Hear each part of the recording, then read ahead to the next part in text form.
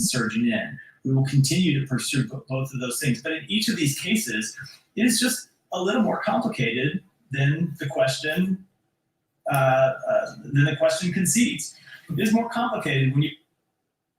Yeah, so he was, before he became the entirely incredible, odious spokesman for the Department of State, every time he opens his mouth, he costs us credibility internationally. You saw an example of that in that clip. First of all, Hezbollah has not been attacking civilian targets. Second, he never mentioned Gaza and the genocide there. The condition for a ceasefire, which Hezbollah said it would immediately implement, was Israel's halt in the genocide. He excuses Israel, and he was a spokesman for Israel on Fox News before he came into the government. So he at least is consistent in his equivocations and prevarications and his evasions of questions. But this kind of thing, which is replicated at the National Security Council by Admiral Kirby, basically destroys American credibility because it is demonstrably false. Israel pays no attention to killing civilians. It doesn't care. And a final point, the questioner asked about the 40,000 dead in Gaza. The Lancet says it's closer to 200,000. A group of American doctors who served in Gaza say that it's close to 120,000. The 40,000 figure is a gross misstatement of the level of the damage and death that Israel has wrought. Now, and the last point is, we were working so hard for a ceasefire. Really? Then how come 86 bunker buster bombs were available from the United States to drop Nasrallah and his lieutenants? How come the flow of weapons didn't halt? There was one faltering suspension for a short time of certain weapons deliveries. We have leverage. We have not used it. So the only reasonable conclusion that people can draw is that the administration is entirely hypocritical, just as hypocritical as Matthew Miller just was. Says one thing, does another. And this is inexplicable in the terms that he tried to explain it. It's not that the subject is complicated. It isn't that complicated. People are dying. You want to stop that? We have the ability to do that. Are we doing that? No, we're not. We're talking out of one side of our mouth while we murder people and don't do anything about it. Do you find how about the timing of these activities on the part of Israelis, the way they're doing this right now with this incursion in Lebanon? Does it have anything to do with what's going on in the United States? Well, I think it may, but I think that's peripheral, frankly. Netanyahu saw a major opportunity on October 7th to complete the process of removing the Palestinians from Palestine. This has always been the Zionist objective, a land without people for Jews to settle, and a state in which Jewish supremacy rules. This was the basic premise of Zionism, that Jews would be persecuted or have difficulty unless they had an absolute majority in their own state. And others, Palestinians, were relegated to a relatively small, manageable minority. Now, in Israel proper, that minority is about 20%. I don't know whether 20% of people in Gaza are going to be left at the end of this, or 20% of the people in southern Lebanon, or 20% of the people on the West Bank, where there are pogroms, military-assisted evictions, and there's going on as we speak. So Netanyahu saw an opportunity to do two things. One was to produce the Palestinian-free Palestine that has always been the objective of Zionism. And the other was to establish regional supremacy militarily. As I mentioned earlier, if he The United States eliminated Iraq as a formidable enemy. We brokered peace with Egypt. We tried to do the same with Syria, but didn't. We brokered peace with Jordan. We have counseled the Lebanese to be meek and not to oppose Israel. And we have tried to broker relations between Israel and the Gulf Arab states. Now the only thing left is Iran. And Netanyahu's objective is to use the United States, if not to destroy Iran, because that's probably impossible. 2,500 years of Persian history suggest it is impossible, but to maim Iran, to weaken it so much that it no longer is able to challenge Israeli rule in West Asia. And so he knows what he's doing. And I think you add on to all of this, you add his narcissistic approach to his own future. He knows if he's out of the prime ministership, if there's no war, he will be out on the street. And if he's on the street, he will be arrested and he will spend time in jail for corruption. So he has every incentive to press on with the effort to brew up a wider war. And that's what he's going to do. And here's the final point. Major damage to the credibility of the United States in that whatever we ask Netanyahu to do publicly, he does not follow that advice. He has humiliated Biden, who looks like an utter weakling, not only to foreigners, but to many Americans. Whatever your view of this is, he has been utterly ineffectual, as has his Secretary of State, as has his national security advisor. This is, Mr. Biden is leaving a legacy which is not admirable. A war in Ukraine that Ukraine is losing, 1 million people dead in Ukraine and adjacent areas of Russia, maybe more, hundreds of thousands of dead in West Asia, the debacle in terms of the withdrawal from Afghanistan. Where is the success? A brewing war with China, is that a success? A North Korean nuclear arsenal that grows day by day, poses a threat to the United States with no diplomacy whatsoever directed at addressing this. A purely militaristic policy in which diplomacy is all show and tell for domestic audiences and accomplishes nothing. This is not a legacy to be proud of. And it is having an effect in our election. And you can be sure Mr. Netanyahu has his eye on that election. One of the things that a wider war in the Middle East might do is thoroughly discredit Kamala Harris as a member of the Biden administration and push the election toward Mr. Trump. We have seen how manipulable Mr. Trump is. He moved the American embassy illegally to Jerusalem. He illegally acknowledged the Israeli attempted annexation of the Golan Heights. He did nothing to protect the Palestinians. And on the campaign trail, he uses the word Palestinian as some kind of insult, disrespectfully. So you think Mr. Netanyahu would not like Mr. Trump back? Of course he would. And recall his several addresses to Congress in which he was wholly supportive of the Trump wing of the Republican Party against the wishes of the Democratic Party, with no effective opposition, by the way, from the Biden administration, which also looked weak and was humiliated. So, yes, U.S.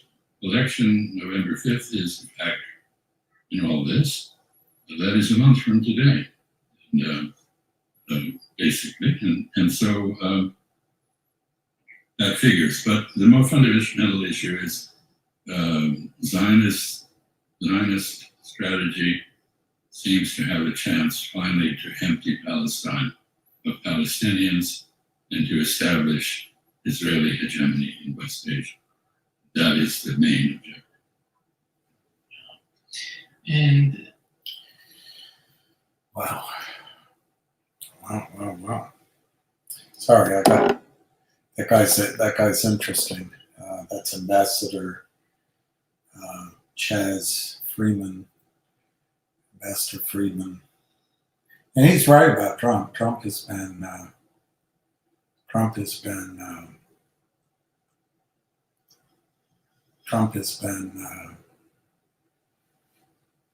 to me anyway. I don't know. I think Trump initially, when he got elected the first time, of course, he really wasn't. Hillary was, and it was Russia. But I liked that he flew first to Saudi Arabia and then to Tel Aviv, and I thought that was good. But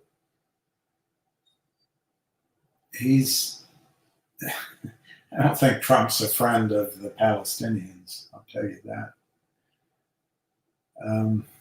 Hey, Zizu, the one, Red Pepper Ronnie, Richie Rich. I'm not going to say the next guy's name because he makes $7 each time I say it. And hey, Frank. Hey, David. Hey, Lee. Hey, Doug.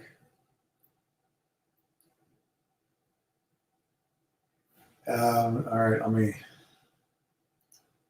going to try to do APS 71 flying somewhere in a big jet, blue Boeing or Airbus. I saw that JetBlue is they're now doing transatlantic flights, which is a very profitable thing. But if you're in economy, no hot meal. You have a choice between some sort of garlic cold meal and some other gross cold meal. Ugh. I guess you have to eat before you get on the flight, but that's all right. If you're going from the US to the UK, you can sleep. Coming home, it's harder to sleep. It really is harder to sleep, at least for me. Anyway, Logic, why is the stock going down? I don't know if you're a real person, but I'm going to assume you are. I think I've seen your name before. I think the stock is going down. We're talking about Logic. I think the stock is going down for a couple of reasons. I believe, although the guy from the American Stock Exchange absolutely thinks it's insane that anyone believes that the system is allowing counterfeit shares to be sold. Yes, he admits it could happen during the day, but it cleans up later on. So there's people out there that defend the system. And he's an honest guy, very hardworking guy. But my view is that Logic has been destroyed by Aubrey Advisors, Chadron Financial, and their clients, Polar being the largest. The D-SPAC, which led to the splitting of Logic of a Collective Audience, which, by the way, I really admire what Peter Boards is doing with Collective Audience. He did not take the bait when they drove the price below $1 on NASDAQ, they being Aubrey Advisors and Chadron Advisors clients. He said, fine, we're not going to do a reverse split. We'll just go over to the over-the-counter where my friend since childhood runs it. We'll go over there. Bravo to Peter Boards. Bravo. And you're seeing Collective Audience recover from the destruction that the sponsorship by Aubrey Advisors of a SPAC, the disaster, pre-planned destruction. I think Aubrey Advisors clients and the other group took $100 million out of the market. and it's all okay. These are good guys. I don't know them. Well, you can't prove anything, but it's right in front of your eyes what happened. They needed both logic. First, Aubrey Advisors delayed all responses to the SEC. So Logic, who was the parent company, needed money to get that deal done with the SEC, and that caused stress on Logic. They had to issue more shares, etc. Then the deal got done, and Aubrey Advisors raised $5 million. Half of it went to lawyers, half of it went to financial advisors. They didn't leave anything for Logic. Chadron Advisors, too. They've done 100 SPAC offerings. You don't think they knew what they were doing? This was on purpose. But I caution you. The guy from the American Stock Exchange said, hey, no, it's just algorithms. It's normal. It's just normal. They're selling it. You trigger the algorithm on the way up, and we're going to be okay. I think that's fantasy land, but I'm telling you, I'm sure he thinks I'm in fantasy land. But I think what you saw was destruction of these companies. Anyway, Doug, what that did, it left Logic with no money. What Logic's, once they got rid of their assets, what Logic's value was as a shell company that was reporting, was clean, had shareholders. Well, when Aubrey Advisors left them with no money, I mean, how hard would it be to raise $7 million instead of $5 million and leave $1 million for Logic, $1 million for a collective audience? They did it on purpose. It's there in front of you as big as the nose on my face, which is rather prominent nose. Oh yes, yes. That was which movie? I don't remember which movie. The Pink Panther, but Inspector Clouseau. He goes to get a costume. I must have a costume. It must be the best costume, and he tries on different ones, and he finally picks the Humpback of Notre Dame. And as he's checking out, he says the person standing behind the cashier, he says, "Oh, that nose. It is so exquisitely ugly. I must have that nose for my costume." And Harvey Korman, I think it was, said, that's not a costume. That's my wife. That's my wife's nose. And Inspector Clouseau goes, "Ah, yes." And it suits her perfectly. Anyway, so the company had to issue more shares, but more importantly, Doug, Logic got driven not only into the fourth quarter and out of the fourth quarter, it got driven into a new year, the first quarter, and then everyone's attention is on a collective audience. The people that were going to roll into Logic they're like, oh, this is what the criminals do. They do this on purpose. They create mayhem and then they blame it on the company. And it all starts with Aubrey Advisors. So anyway, the company gets into the first quarter, which drifts to the second quarter. So guess what, Doug? Logic loses its attractiveness as a reverse merger shell because it needs to file its 2023 annual report. It's got to do its fourth quarter numbers. It's got to do its first quarter numbers. And then, because time went by, it had to do its second quarter numbers. So instead of having what was projected to be something like 80 to 90 million shares outstanding, that was the projection under the so-called sponsorship by Aubrey Advisors. They're worse than Puff Daddy.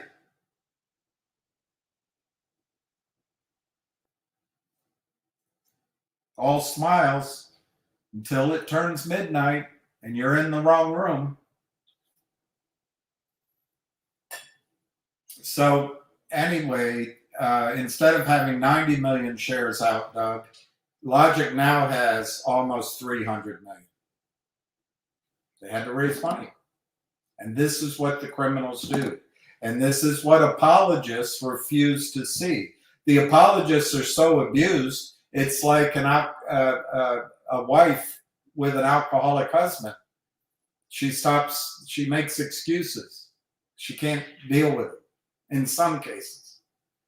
And it can go the other way too. But anyway, so Doug, one issue with Logic is there's 300 million shares outstanding instead of 100. And there might be more coming. That's the criminal game. And it's approved of by Gary Gensler and Adina Friedman by their inaction. Second thing, Logic has announced, and I'm not going to read it to you again, the MedLab acquisition. And you're right, it's worth 5 cents a share with 300 million shares in. You can do the arithmetic, Doug. You don't have to take my word for it. The paperwork, you can pull it up on Google, says that the valuation's 100 million. We get 15%. That's 15 million. Divide 15 million by 300 million shares, and you'll get 5 cents. If you divide it by the 287 million shares that are actually outstanding, you get a little bit more than 5 cents a share. Okay. Well, so Doug, I guess you would, your urgency, you would encourage the company, go ahead and do that, get that done, get it done now. Why isn't it at 5 cents? Get it done now. That would be your approach. Okay. Well, think it through. In the same press release, the company announced there'll be 6 more acquisitions. This was 2 months ago. There's 6 more that are all in LOI phase worth over $750 million. So is it worth 800 million? Is it worth $1 billion? Is it worth 1.2 billion? It didn't say. But it's more than 750 million. So I used 800 million. That's 40 cents a share. Now, the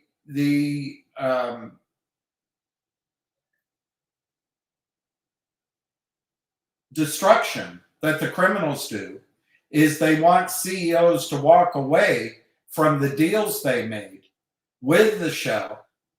Hey, you told me I'm making it up. Our company was going to get 15 million shares or 100 million shares priced at 7 cents. Now it's 2 cents. I don't want the deal. I want more shares. That's what the criminals do. That's what Aubrey Advisors has left Logic to. And they've gone on living their lives. Well, the main mover behind Logic is Brent Sun. Brent Sun was, for a time, the main mover behind what became Collective Audience, behind Logic, and then he's the main mover behind GoLogic, which subdivided in press releases and some sort of arrangement that's now been changed with Recruiter.com, RCRT, which is in the news. You saw RCRT just change their name to Nixie. Well, that's a lot of things. That's a lot of juggling going on. One guy. I don't know where he's allocating his time, but if you look, it's no longer Collective Audience. And if you look at the news on Logic, he's got 7 deals under LOI. That's kicking butt. But it also looks like there's activity going on at RCRT, doesn't it? They just announced, they just did a filing with Edgar, changed their name to Nixie. It looks like some, so who knows where his time is? He's one guy. Aubrey Advisors has teams and teams of people so they can screw their SPAC sponsorship victims. It's just one guy, basically. All right, so let's assume he's Superman and he can spend a ton of time on everything. He never gets tired. He never has to sleep. He never makes a mistake. And he's John F. Kennedy come back to life. Charming, skilled, smart. All right, here's Ham. Anyway, Doug, you're gonna listen to Ham now for an hour and a half.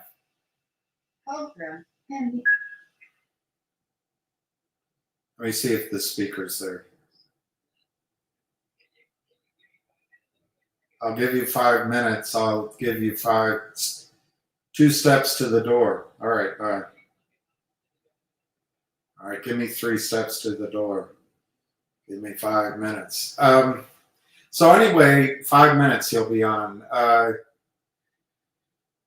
So, Doug, number one, there's a lot of stock out. Number two, the criminals that are the clients of Aubrey Advisors and Chadron, I believe, are criminally shorting the stock.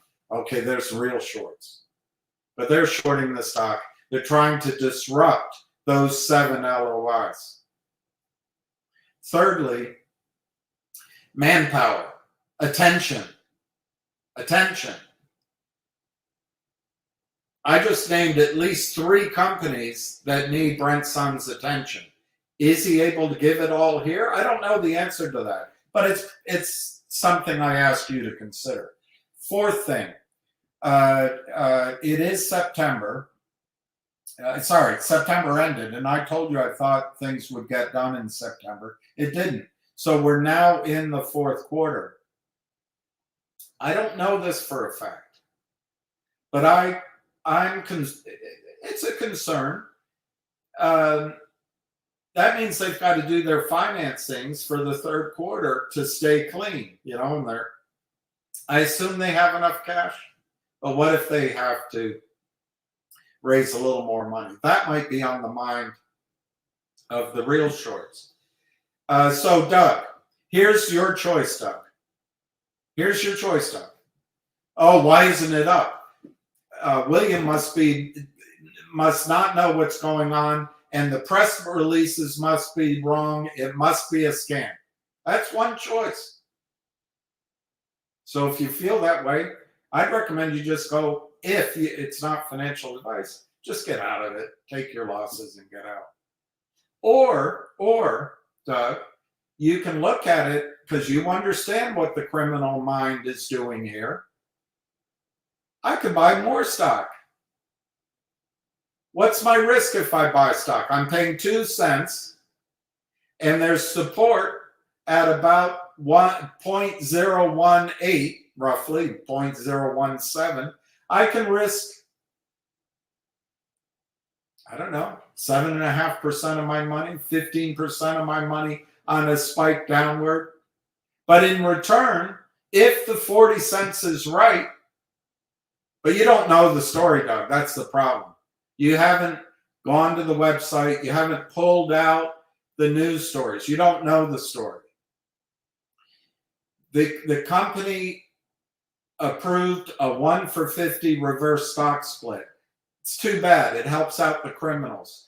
But it's going to uplist and be on the major exchanges. So after these 7 companies come in, you're going to have income streams. You're going to have income streams which give growth, cash and growth, at least according to the news. And the company will be a $20 stock. It's going to be hard when institutions are buying it, institutions are following it. It's going to be hard for the shorts to short it. So your question is, all right, why is it always down? Why doesn't it go up? I'll give you an answer. Shorts short. criminals crime. And cops are asleep. So that's going to continue, hoping to disrupt the 7 deals. So, it looks like we're going to have to wait at least into, we're in October. My guess is nothing's happened yet. We might have to wait till the end of October. Might go into November. But you've got 7 deals worth 40 cents. Is the stock going to go up or down? Are all of those 7 going to disappear? I don't know. It's up to you to decide. If you think it's going to go down, get out. If you think the shorts are going to win, the criminal shorts are going to win, get out. It's been a long, painful year. Long. It's almost a year since Aubrey Advisors destroyed the SPAC they sponsored. Either because they're no good at SPACs, they're incompetent, or they did it on purpose. It's been a year. I've gone through it with you. I wouldn't give up now. It's painful. I think we're almost there where if it's $1 billion worth of value, it's 50 cents. 50 cents, the stock's trading at 2 cents, and you want to, why isn't it going up? There's no announcements. There's no buying in the over-the-counter markets. Wall Street brokerage firms don't let you buy these shares. There's no research. It's constantly under counterfeit attack.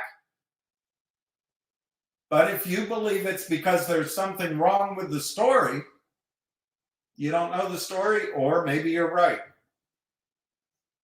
But logic is not unique.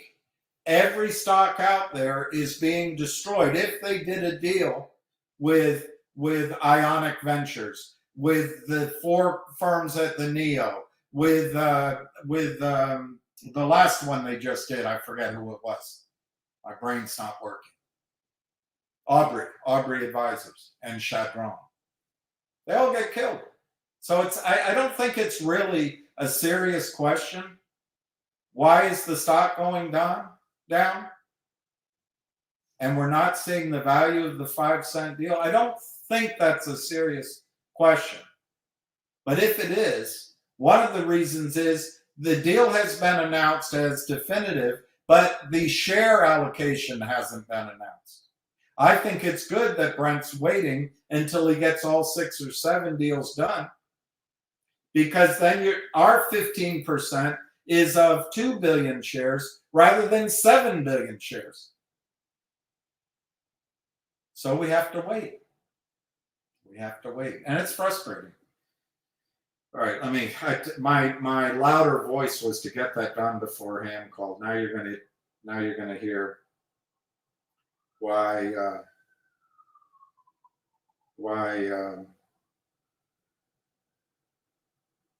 if the shorts thought they could win, they let it go up.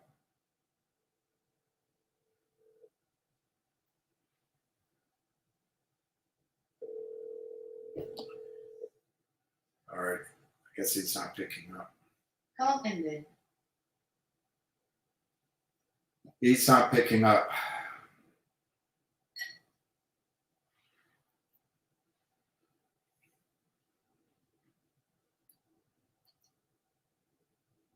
Happy New Year to everyone out there.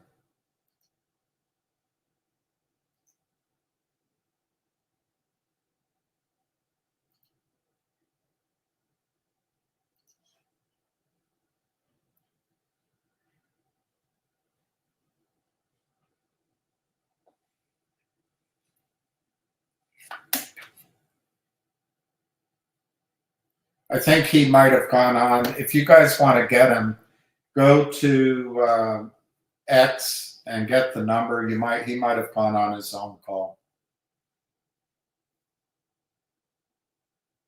No, here he is. Here he is. Call from. Hello? I'm here. Well, that's good. So is everyone else. I had no toilet paper since everyone bought it from Costco yesterday, so I had a little problem. That's a little bit too much information. I just saw everybody running out. I don't understand. They run out by paper towels and toilet paper. I don't know. I don't know who started that. Scott Paper must have started that, or the Bounty people, whoever it is. It doesn't make any sense. But anyway, here, just let's get rolling. All right. Again, Well, if you're waiting on me, you're going back westward. okay. I spoke about on this call maybe 2 weeks ago a company named Nano Nuclear Energy. But I told you about a guy who told me to buy it around $10. It tipped down. I made an average in. He owned it. You know, instead of paying 11, he paid down to 9.5, maybe $10 average. I remember. And he bought it. I helped him buy it, and he didn't know why he was being told to buy it. And now I read it all over the place about nuclear energy. And I assumed the stock had a big short in it, the way it's trading every moment in it. And all of a sudden, the short setup changed, and the stock now just keeps melting up. Today, it's hit 1937. It's up $2.26. And we spoke about it on this call. I told everybody go do legwork on it, go look at it.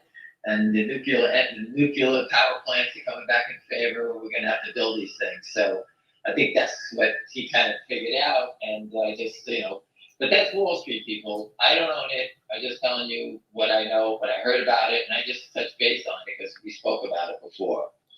MLSS, they had some news yesterday. I reached out to my friend. He says that's just the beginning. There's going to be many more and a big monster deal behind it with the government. So, and as you saw yesterday, news came out, the shorts try to mark it down. Oh, the company's doing business with an editorial. No one gets those things. Everyone gets them. You know, but they try to knock that down. Same pattern. You see it every day in all these names. I talked about Alibaba this morning. That stock was $80. This morning was 116 something in pre-market. That's up $36 on the rush to get into China. The reason it was crashing because the shorts obviously make all these stocks look bad. It's a monster company in China, biggest company, and the shorts just keep trying to lean on it because it was China-oriented, blah, blah, blah, their economy, all that bullshit. They use everything against it, trying to get people to bail out. People buy it on margin, they sell it, and all of a sudden, bang, boom, it's 114, 116, and it's up $34. Of course, now China is back in play. Well, in case you don't know, China is one of the biggest economies in the world, and it's never out of play. All right, so this is how the shorts, I'm just trying to show you how shorts operate in different names.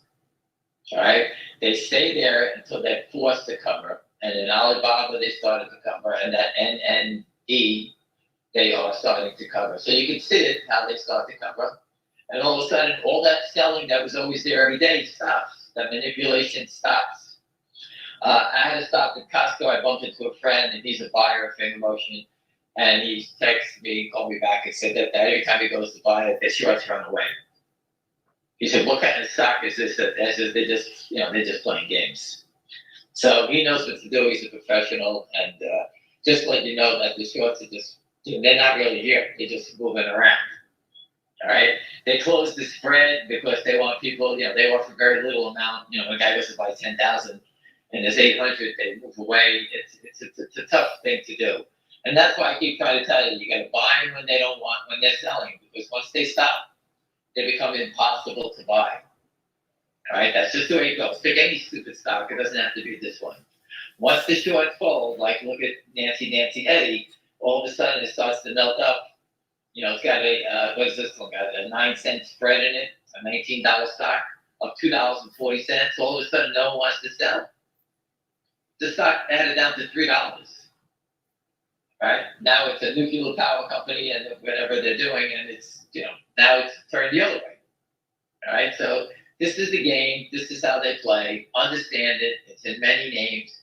I told you about MLSS yesterday. They pushed it down on the good news. Companies work to get this news out, and the stock ticks down all the time. Who's selling the stock at 94 cents down to 88? Trying to get out of the stock on a day when the company has good news. It's all make-believe. It's all make-believe. Don't understand that, This way you guys figure it out what it is. All right?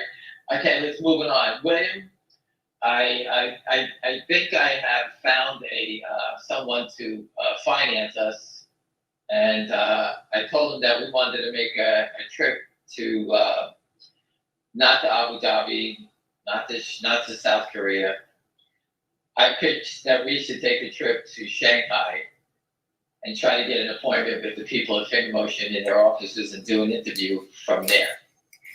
And I did. I think I have the money to do that, and I will touch base with you over the weekend so that we can fly there and do an interview with the people at Finmotion and discuss what they're doing in China, and maybe get some good answers from there. All right. So let's see if we can put that. I'm gonna see if I can.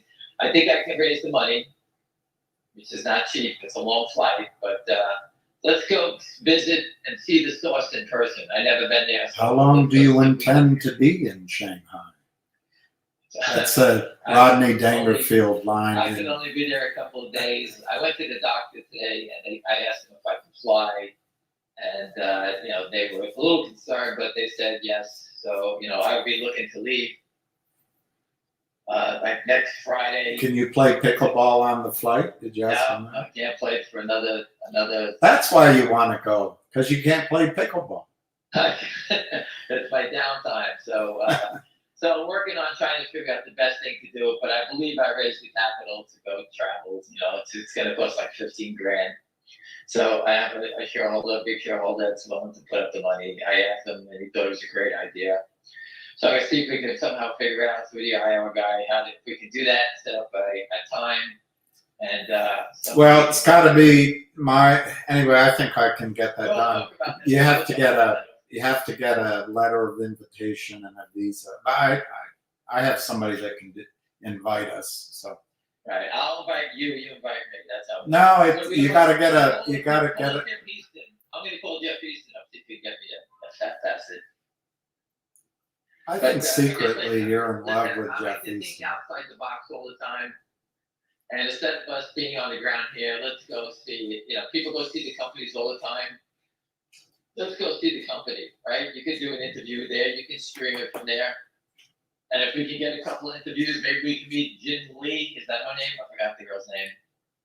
Who Lee? runs the Sapientus, Lee? Saturn. Is it Lee? Is that her name? Jin Lee. Maybe we can meet her and get some information, see what she's about, see how real she is, and why not give it a shot? What's the difference? It can't hurt. It's definitely not coming out of my spot. I'm not spending money on it, so it's just time. I got nothing to do, so let's go. Anyway, we'll talk about that off the air. I put up a little survey for everybody and discussing, when I worked on Wall Street, you got a scoop on something. Like the guy gave me the scoop on NNE. He told me about it like $10. I didn't press it. Or MLSS. I didn't press it. But they said you have to own it. So I didn't really hesitate because I kind of believe the people that tell me these things, and you get in before whatever's going to happen. And E took a little time, but in 3 weeks' time, it went from 10 to almost 20. All right, so I like to get in when they tell us because you like to get in before the crowd. That's how Wall Street works. Martha Stewart went to jail because she did what? She sold her stock before everyone else got a chance to do it because she had the information. She just imitated Nancy Pelosi. Right. And Nancy Pelosi's running around. But on Wall Street, the whole thing is get in before the crowd gets there. You don't want to be chasing NNE at 20 when you heard about it at 10. You don't want to be chasing GDC, which we heard about from 3 down, buying it at 12. You can see what happens when you chase things. You get hurt. So again, you figure out whatever you want to buy. I'm not going to advise you on that. You know what you have to do. Any stocks. You know the election is November 5th. You know what's going to happen after that with Pat Byrne. Pat Byrne is here to enforce stock settlement, get the bad guys out of the stock settlement area. That's what he's going to do. He told you himself. Donald Trump said he's going to fire Gary Gensler. The head of enforcement already exited stage left already. So the rats are running, and they want no part of this sinking ship. The good people at the SEC will stay, that want to do their jobs, and people that didn't do their jobs are running away. I don't think anybody wants to get caught when they find out that the whole world, that the stock market is full of counterfeits. And the head of enforcement is going to take that bullet right in the head because they left him hanging out here. And I guess he didn't want to be part of that. You know, when everyone points the finger and yet you're the head of enforcement and you didn't enforce any of this stuff, you know everybody's coming to look for you. So that's what I mean by that. I don't think he's actually going to get a bullet. I'm just talking about he's going to be the fall guy for that. And he ran away from it. He's not running around. He's not quitting because of XRP or any of this other nonsense. He's leaving because there's a big problem coming up. And they know what Pat Burns is going to do. You know, again, Devin Nunes knows about it. You know, everybody knows about it. So again, these people are not fooling around. So again, that's something you have to pay attention to. And like I said, pick whatever you want to be in. You make your own decisions. But the opportunity to change your life is coming up. It's going to come and go fast. When things turn, they take off. And you don't want to be chasing them. And I got it. Committing capital is not something easy for people that don't have a lot of money. Do your homework, research whatever stock you want to play. That's up to you. I'm not going to advise you on it. That's your business. But do your homework. Don't chase crazy names that you know nothing about. Figure it out. Go take hours and figure it out because it can change your life. Is it DJT? Some people think it's GameStop. Some think it's AMC. I think it's Finger Motion. William thinks it's, you know, William likes TIME because it always goes up. You know, everyone's got a different stock. Except at midnight.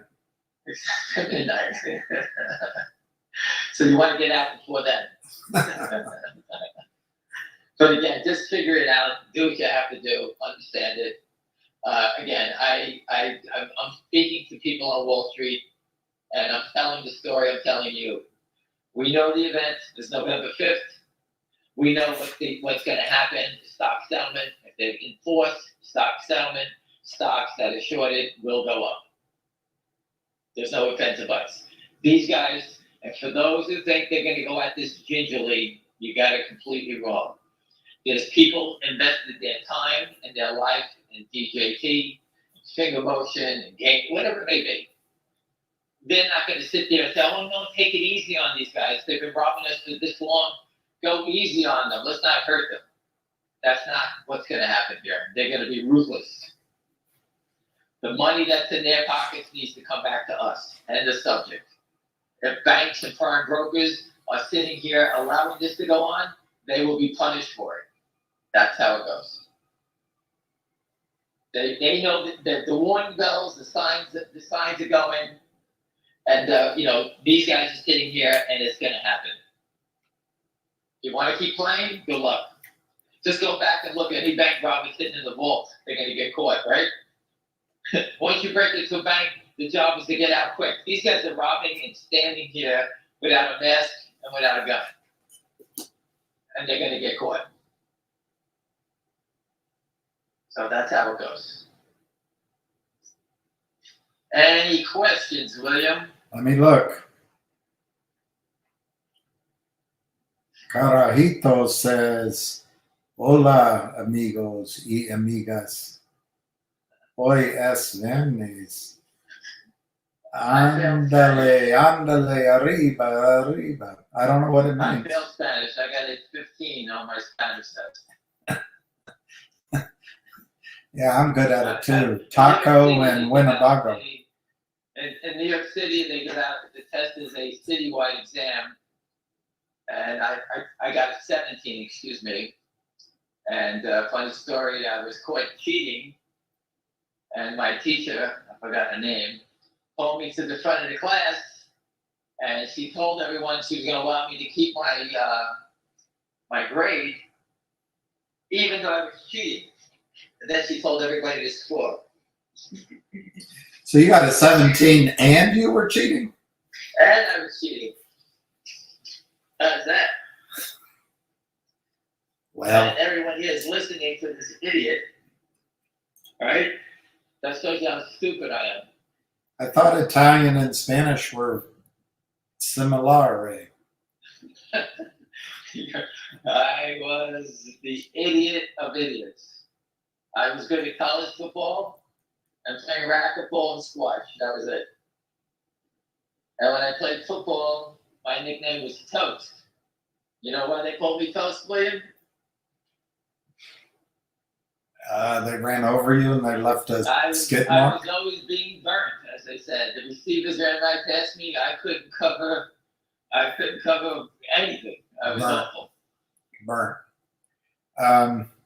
So old, I don't know who this old man wants to know. I guess it's news to you. Finger earnings are expected next week. Do you have any thoughts I on don't it? know. I don't. I thought I said the 15th. It's the 11th. Well, Whatever day comes, it comes. I'll look again at Yahoo. Yeah, whatever day it is, it doesn't make a difference to me. I could kill us. Yahoo gave a range. I'm looking at the growth in the future. Yahoo says October 11th through October 15th. So I don't know. Is it one day or is it anyway? As soon as next week or the following week is basically the answer. But anyway, what do you think for earnings is what old man wants to know. I have no idea. Did you hear me, William? Well, why don't you go get a cheat sheet and see if you can do better? I can tell you this. Finger motion based on my whisper numbers will beat expectations. So if the number comes out and it's break even. Does anyone follow the whisper numbers? Everybody doesn't, people on this phone call, okay, the Wall Street scam, okay, from many years ago was a whisper number. And that was created by the short sellers. The short sellers had this scam called the whisper number.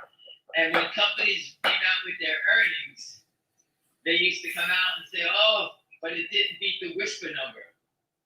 So that was always a way for them to actually attack the stock. They made up their own number, and they used to come out immediately and say, well, the company is plus 10 cents, but we thought it was going to be plus 13 cents. They make up their own number. No one ever knew where the whisper numbers came from. And the reporters used to write the stories about what I just described to you.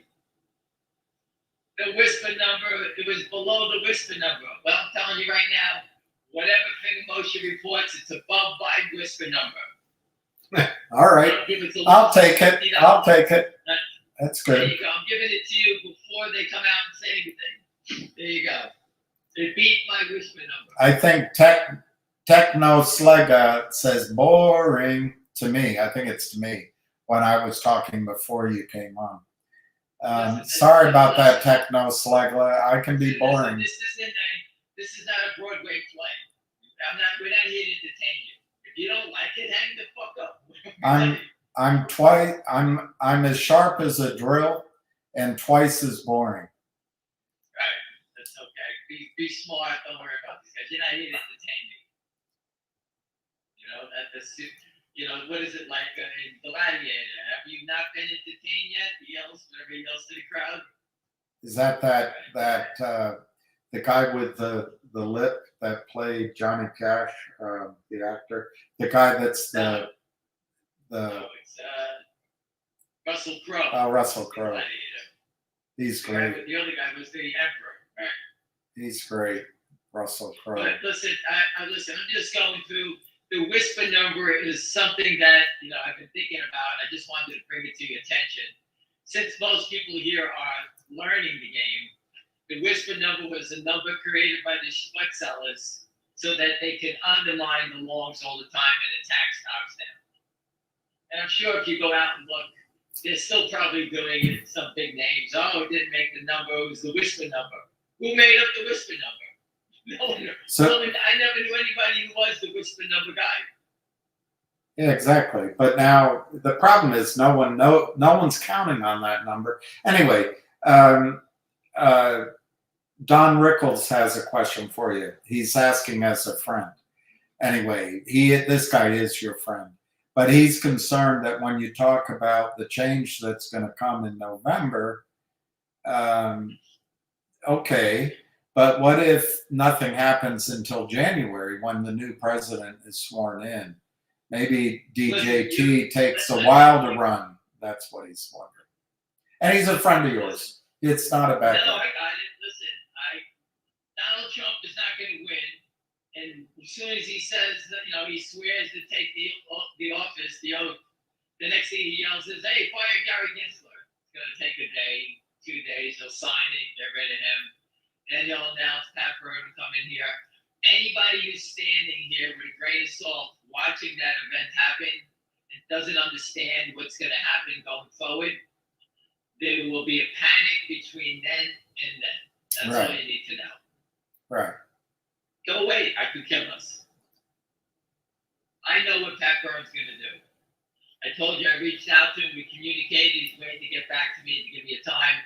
If you go on Twitter, you can see Pat Byrne is very active in the political end of this game right now.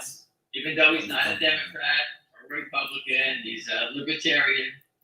A woman that caught Dominion and captured their crookedness, they put her in jail for 9 years as she reported the crime.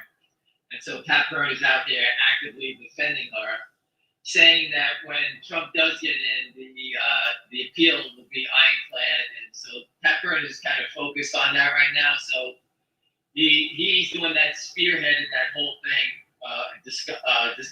exposing Dominion. So I'm trying to get it as quick as I can. He knows what he has to do.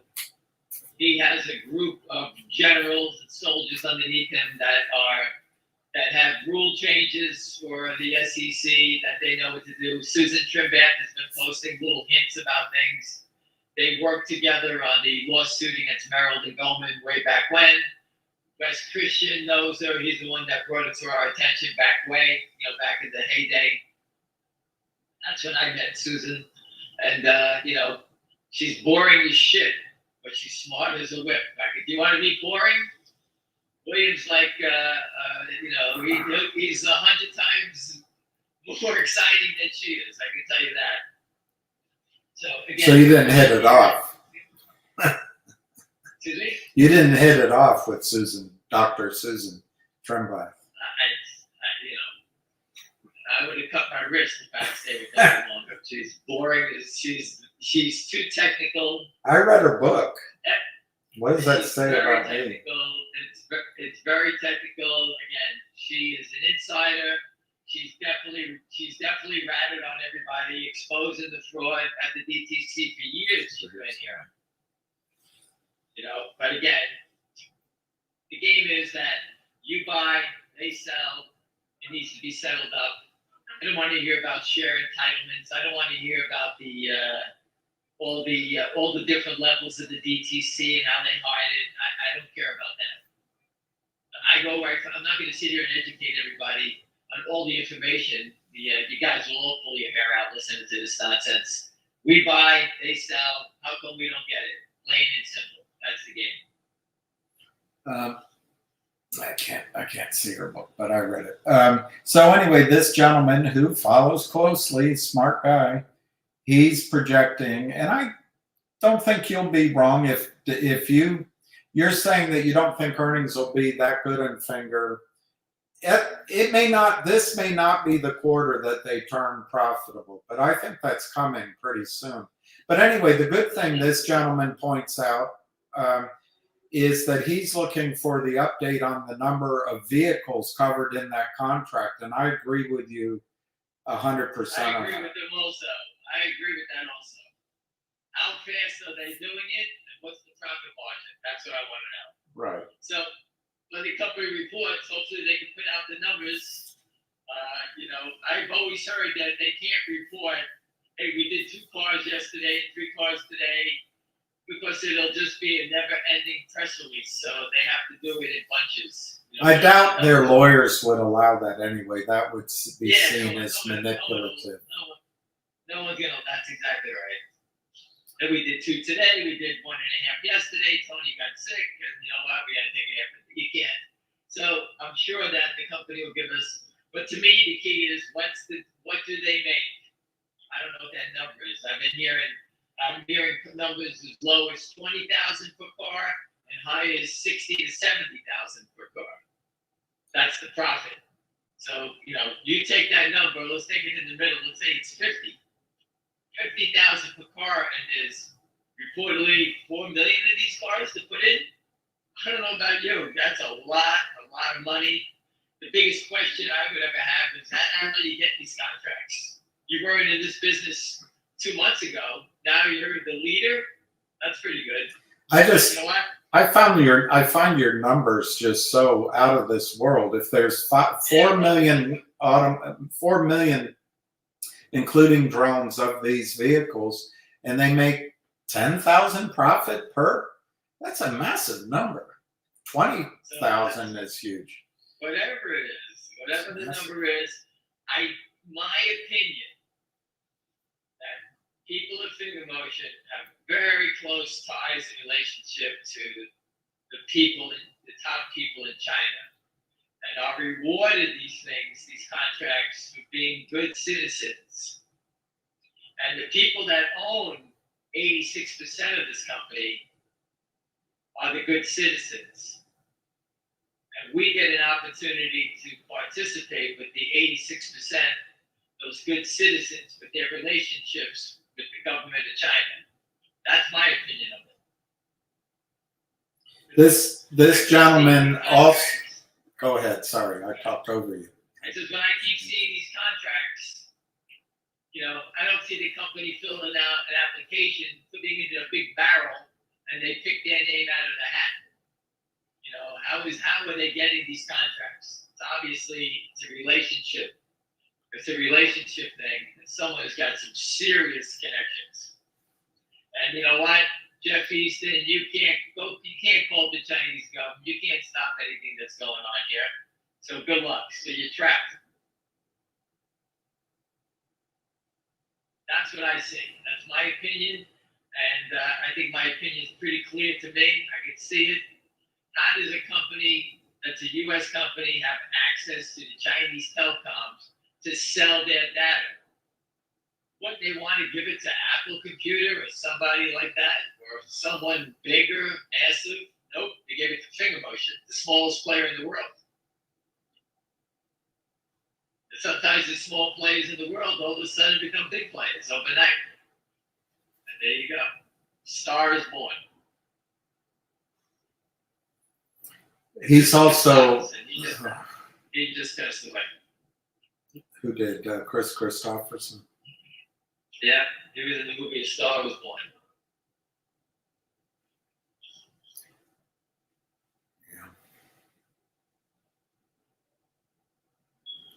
Okay. That was it. Did I answer his question? I hope.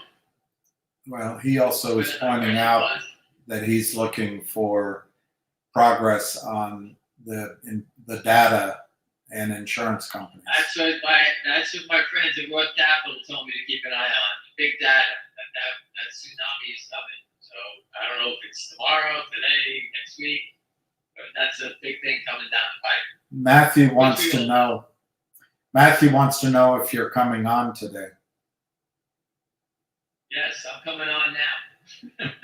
Give me 2 more minutes, I'll be on. Yeah, this guy's right. Finger needs to grow. Profits come later. Growth first. I agree with that. Well, listen, you spoke about that, and I told you, I wish I had to dig up the photo of Amazon at $10 and I think it was 87 cents. I think it was down 30 cents on the day. I remember taking a picture of the screen. And I remember the stock, we were like, how is this company going to survive? Everything they buy, they lose money on. And people kept saying, the bulls kept saying, but they're going to get the market share. We were looking, how are they going to, who gives them the money? They just keep losing money. Well, 10 years later, look where they are, and look where they are now. I don't know who funded them. I do think it was Credit Suisse, I think, back in the day. Well, when Credit Suisse the first lost, they wanted it to. Right. Someone took a big bet with them and it paid off. But it took 10 years. Do you know anything? If you waited 10 years for Amazon to turn a profit, you bought it last week. You missed the whole run.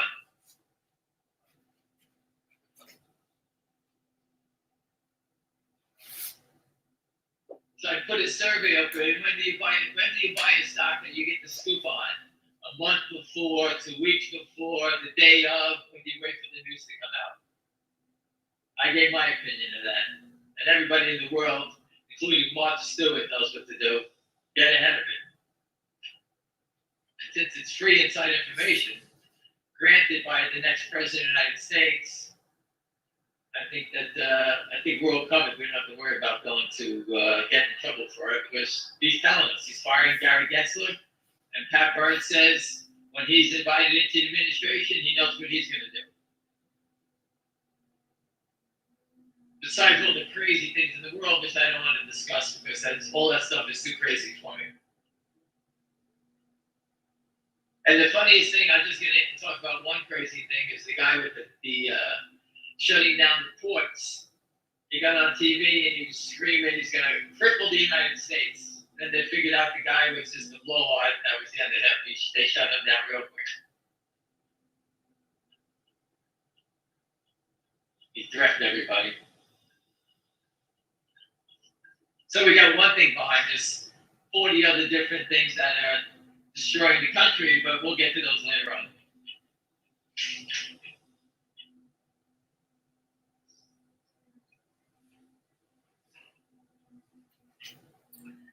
What? Well, at the doctor today, I really had no idea how they did this surgery, the knee replacement. And the guy came in and was just so happy to talk about it. I couldn't believe I actually did it. That's how crazy it is. So for those of you who don't ask any questions, if you have to do it, just go do it. And well, you go from that point. Do you know the stock JBDI? I have no idea. JBDI. JBDI, is that one that just screamed up to 40 and got killed? Yes, I did. I don't know. No, yeah, JBDI, it's $1.20. They killed it down like crazy. They killed it down like crazy. And now they're sort of covering it back. I have some friends that are long in at 250.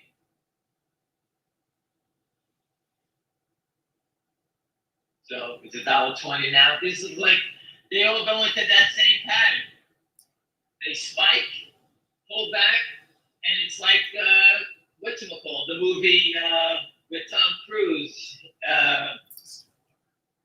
the War of the Worlds, where the monsters live under the ground and they rise up, and that's what we're going to see here. The same thing.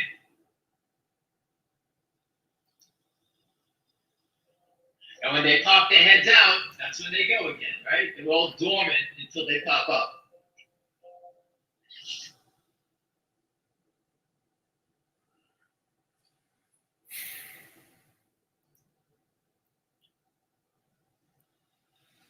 It's just amazing that if you look at all the stocks, how some stocks just never move. It's just remarkable.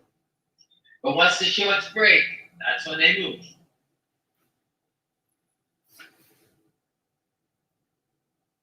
That's Let's look at Kodak. Gretchen. Kodak That's spiked it. Yeah. now. Go ahead. I interrupted you. I'm just saying Kodak spiked to $61.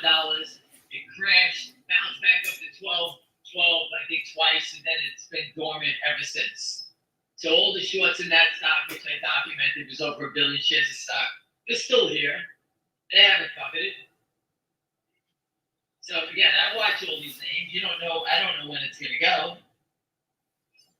We tried to help the city of Rochester out, just like they did, just like in Root. When we went to Jim Jordan's office about Root, they got ripped off, biggest IPO in the state of Ohio's history. We tried to help the city of Rochester out, telling them, hey man, the whole town is Eastern Kodak. It was a Dow component, and now they're trying to be put out of business by some criminals. Why don't you stand up and fight with us? And they didn't. I can't help them all. What do you want me to do? That's it.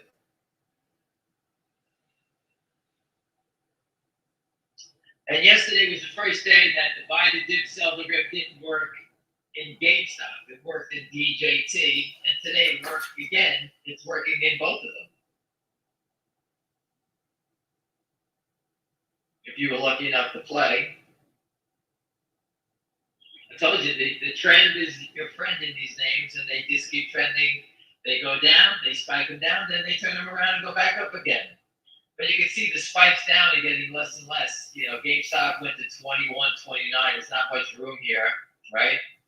But DJT actually had a nice spike down to 1574, and you have 1636.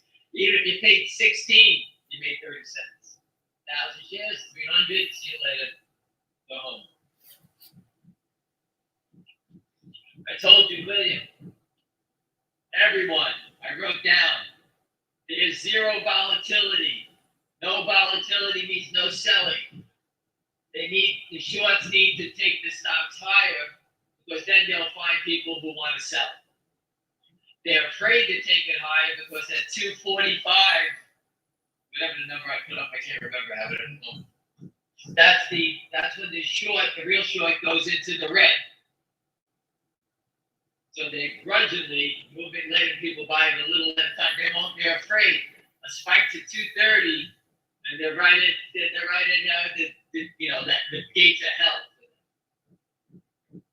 But it's okay. They can keep selling it here. No big deal. Everybody likes to buy stocks cheaper on sale. These idiots want to keep doing it. I just explained to it. Go back and look at the idiots that sold all those millions of shares of Baba at $80. It's 116. How do you think they're feeling?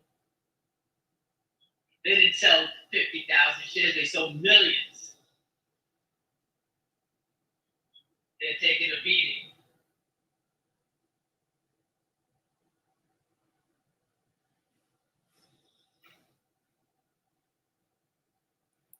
Do you think the break even in finger for the shorts is dropping? Will it go to 2? Yes, every day it goes down. Every day. What is the number? Listen, I'm being conservative with you. I believe that number's at 240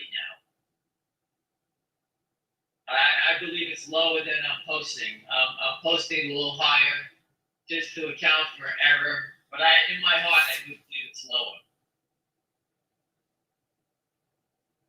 No one's giving these guys the freedom to do what they're doing for free. Everything costs money. Oh, it's Jeff Easton. Go ahead, Jeff. You can buy all the shares you want. No, we won't charge you. You're from the old school. We won't charge you. Everyone's got their hand out. Jeff Easton's can. His prime broker, his brokers, the stock loan. They put their office lights on. Everyone's got their hand out looking for money from these guys. Like everybody else, he's got a penny. Where is the stock at now, William? I'm not looking at it. 212.5 up 4.5 cents. 212 by 213 4 by 8 volume 52,430. All right. Mm-hmm. I just like to ask because I memorize the numbers.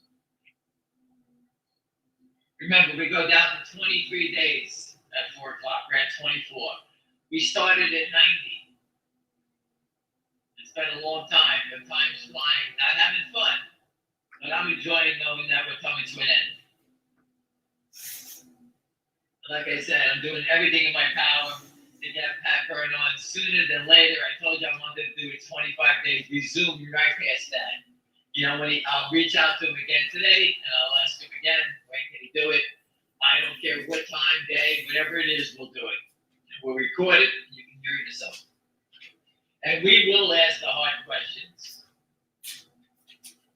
We want to follow South Korea's business model, China's business model, eliminate and get rid of the financial frauds. In the United States, I believe the financial frauds are financial terrorists. We have no idea where the money's going to. You can see Jeff Easton's money's leaving the United States, going to Australia to Mr. Hancock. Who knows who this character is? Who knows if he's a maniac donating to people that kill Americans? I have no idea. Who else is in the Lynn Partners Global Fund making that type of money? I don't know. Let's follow the money. Let's see where it's distributed to. Who are the people behind it? because I'm concerned, they're terrorists. They're destroying companies, taking the money outside the U.S., wire transfers, wire fraud. The whole network belongs in jail. And if they were so honest, why don't they come out and say something about it? Come out, do a press conference. You can look up my experience. We don't do anything wrong. They can't say it because they've been hiding all this stuff for a long time. And you know they made mistakes somewhere. Phil Lavalier is probably at a machine taking out cash out of the machine somewhere, right? Those two women that work for him, I'd love to put them in the court of law and watch how fast they rat him out.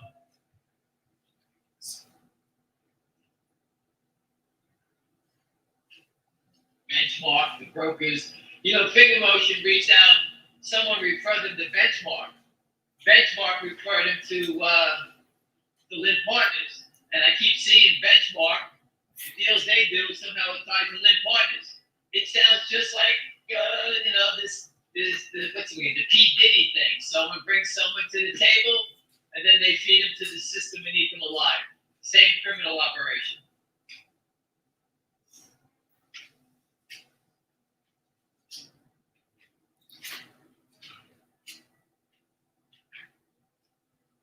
Somebody just texted me that Nancy Eddie just keeps melting up.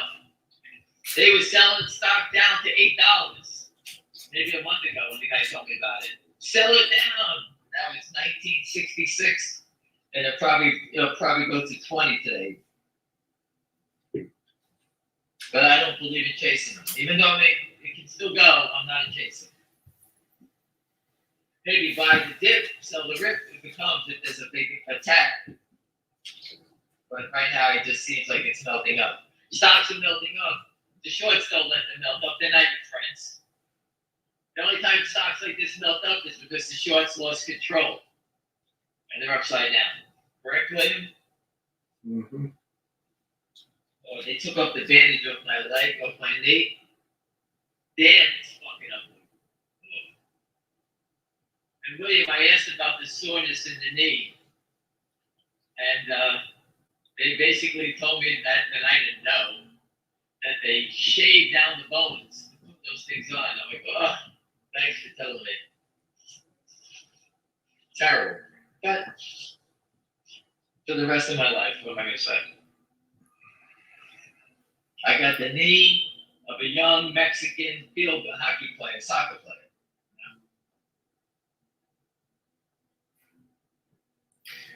I don't know what AREB microfloater is, but I'll just throw it out there because someone says to read up on it. Okay. What's the symbol on it again? ARBE? I don't know if it's the symbol AREB microfloater. Robotics. It's robotics. ARBE robotics. Now it's AREB microfloater. I don't know what it is, but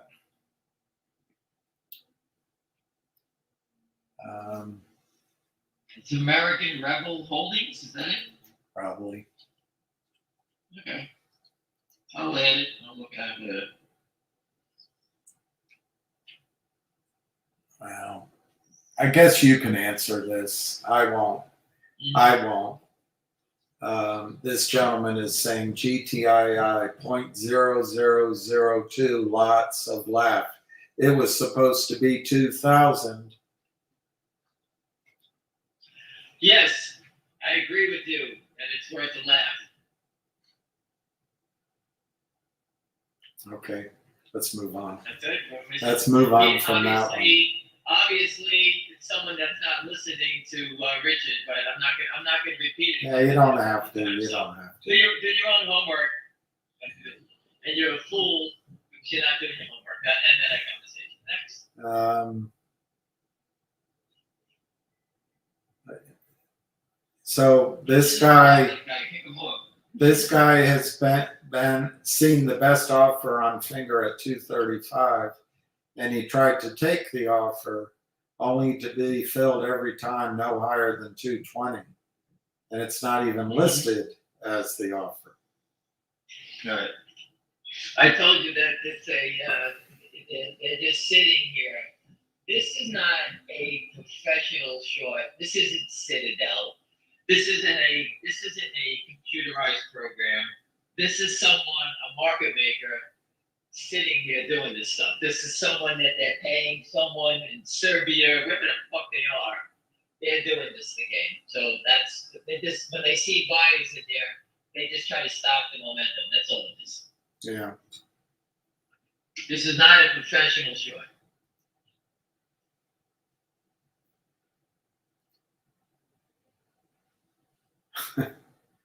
He took an arrow to the knee. That's what someone's asking.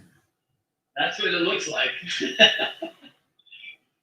They actually, I have an X-ray and it shows the knee replacement parts in there, and it's you try not to ask any questions when you go in. I didn't ask, and all I got out of the surgeon was it's 1 hour and a few minutes for me, 1 minute for you because you've been knocked out.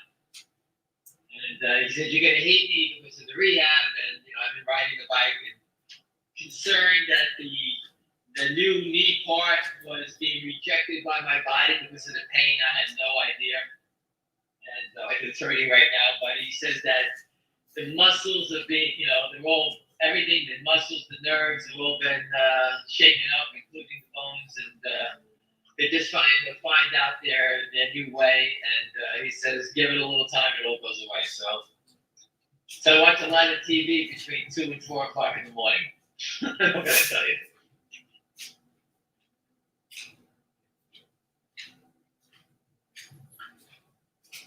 Well, we ran out of questions early today. It gets late out there. Well, again, I just want people to It understand. gets late early out there. That's what he It gets said. late early on it.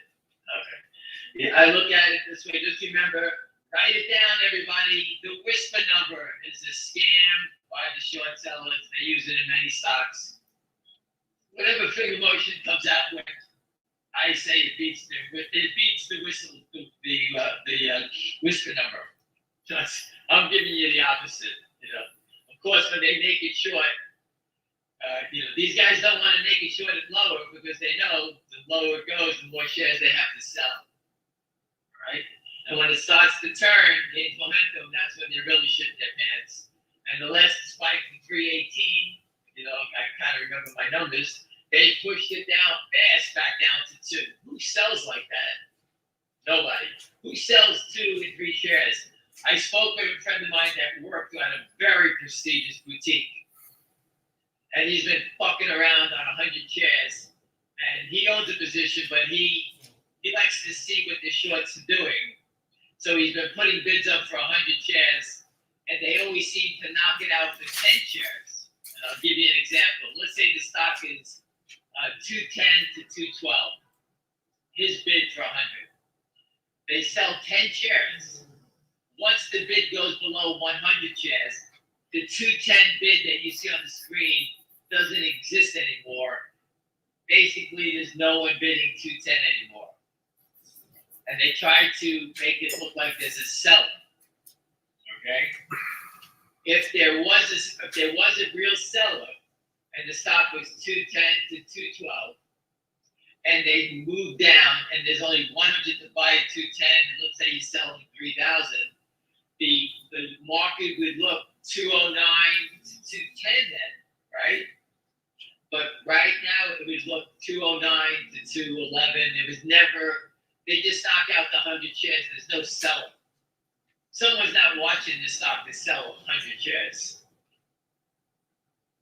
Or 10 shares. They don't want momentum. They're trying to protect what's behind it. That is an important thing. And it's showing other people, smart people, what's going on here. And that helps a smart guy like that because he'll put more money into the stock. Okay, he's retired, but that's how he does it. He's trying to test and see that I'm bullshitting him about the short. And he goes back and say, boy, these guys in trouble. That's the answer I get back.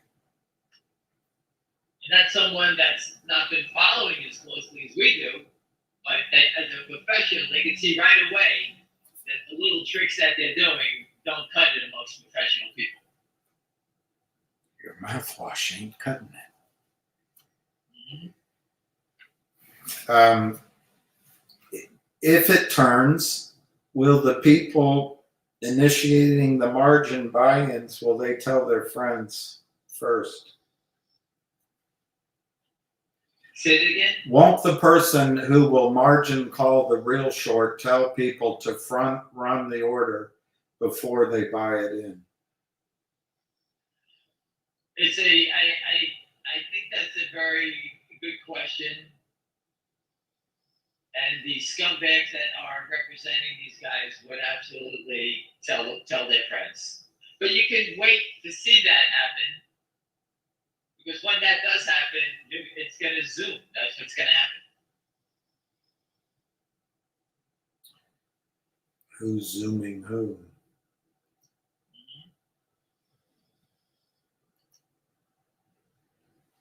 There's a lot of people in here to gloat on GTII, the shorts, but I'm ignoring them. Well, listen, they can gloat all they want. Okay. We have the company is now surrendered over to the court. I don't want to talk about it. Go find Richard Hoffman and let them gloat. They can gloat all they want. We have the proof. The Kramers, Alpine. This is a long way from over. And you know what? Once our people get in the establishment, we'll see how much they're gloating then when we go after them. Yeah. And I'll leave it at that. Mike is saying, why doesn't your guy put instead of 100 shares, why doesn't he do it all or none instead of letting them pick them off? I think he's testing. He's testing. But anyway. Right. You gotta see, he's not trying to buy 100 shares. He's trying to see if they knock out the bids. In which case, he sees it, he gets 10 shares, and he still didn't buy the other 90. And that's the point. He's trying to say, hey, if there's a seller, why don't they sell me the 100 shares? There is no seller, is what he's saying. And then he gets the 90 shares filled, and those are those crazy orders you see all day. 2, 5, 3, 2. That's how they sell them.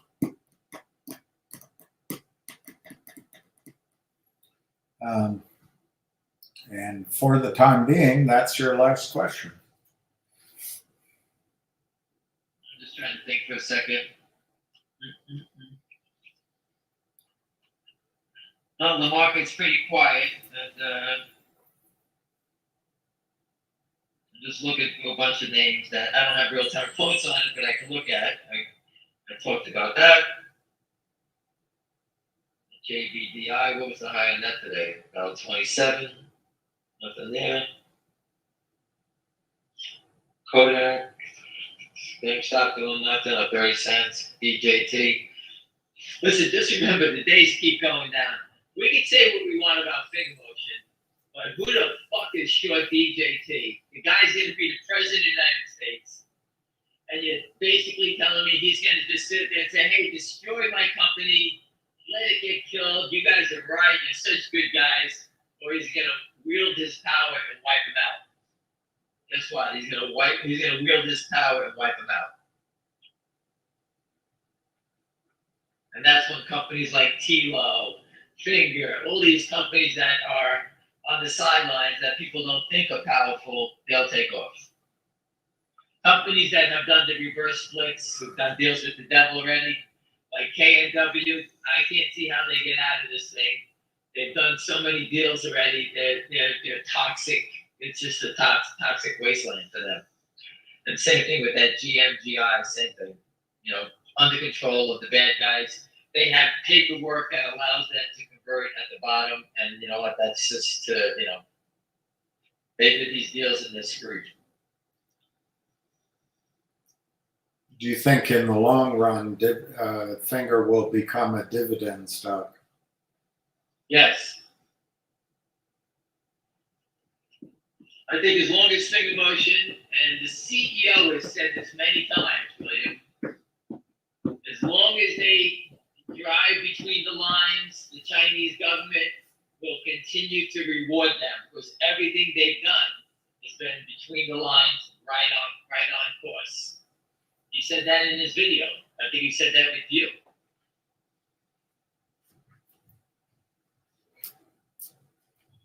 And if the Chinese government believes in them, You can't get a bigger partner in the world.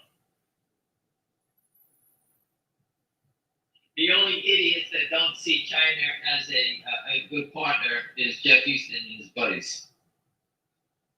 And I would agree with them too. They got an 18 on their Spanish test. All right, that was They speak French.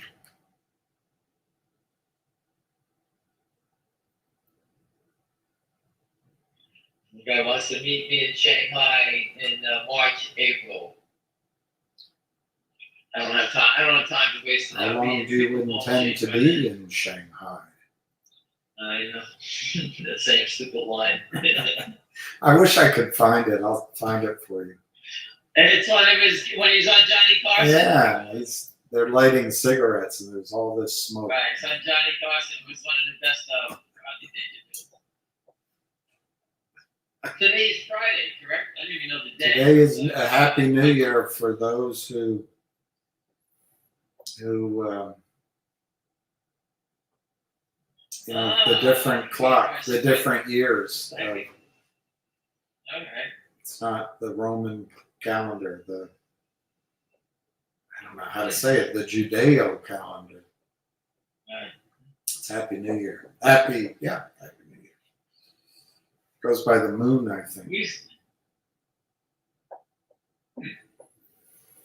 because it seems to move around every year. Alright. Alright, so I guess we have nothing else to say, and William will speak to you over the weekend, and we'll see if we can put this trip together. You can do an interview in Shanghai, and maybe we get to see their facilities, and we'll see if we can get done. You know, again, I raised the money to travel, just a matter if we can get some sort of. I reached out to the guys who run the IR guys, see if they can get back to us if that can happen. So let's see what happens. I don't know. How long do you intend to be in I Shanghai? have to sit down most of the day, so putting a little ice, sitting in a plane on my knee, what's the difference? Watch some TV, hopefully I can fall asleep. Put it on your head. Maybe you'll start talking about something different.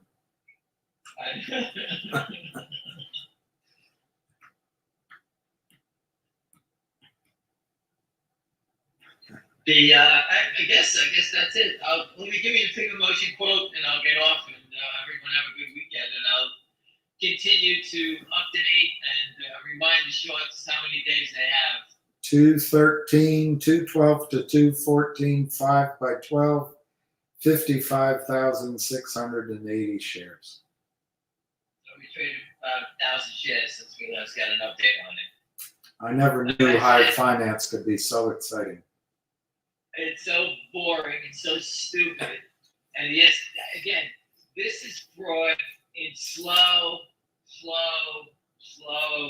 motion. This is not a stock that's trading 80 million shares a day. It's trading 55,000 shares. And once they stop trying to hold it down, I believe the average trading in this stock is going to be somewhere between 30 and 50,000 going forward for a long time. Because that's what the stock is. It's a buy and hold and let it play out type of stock. Even if it's $50 or $60 down the road, I think it's going to trade that type of volume.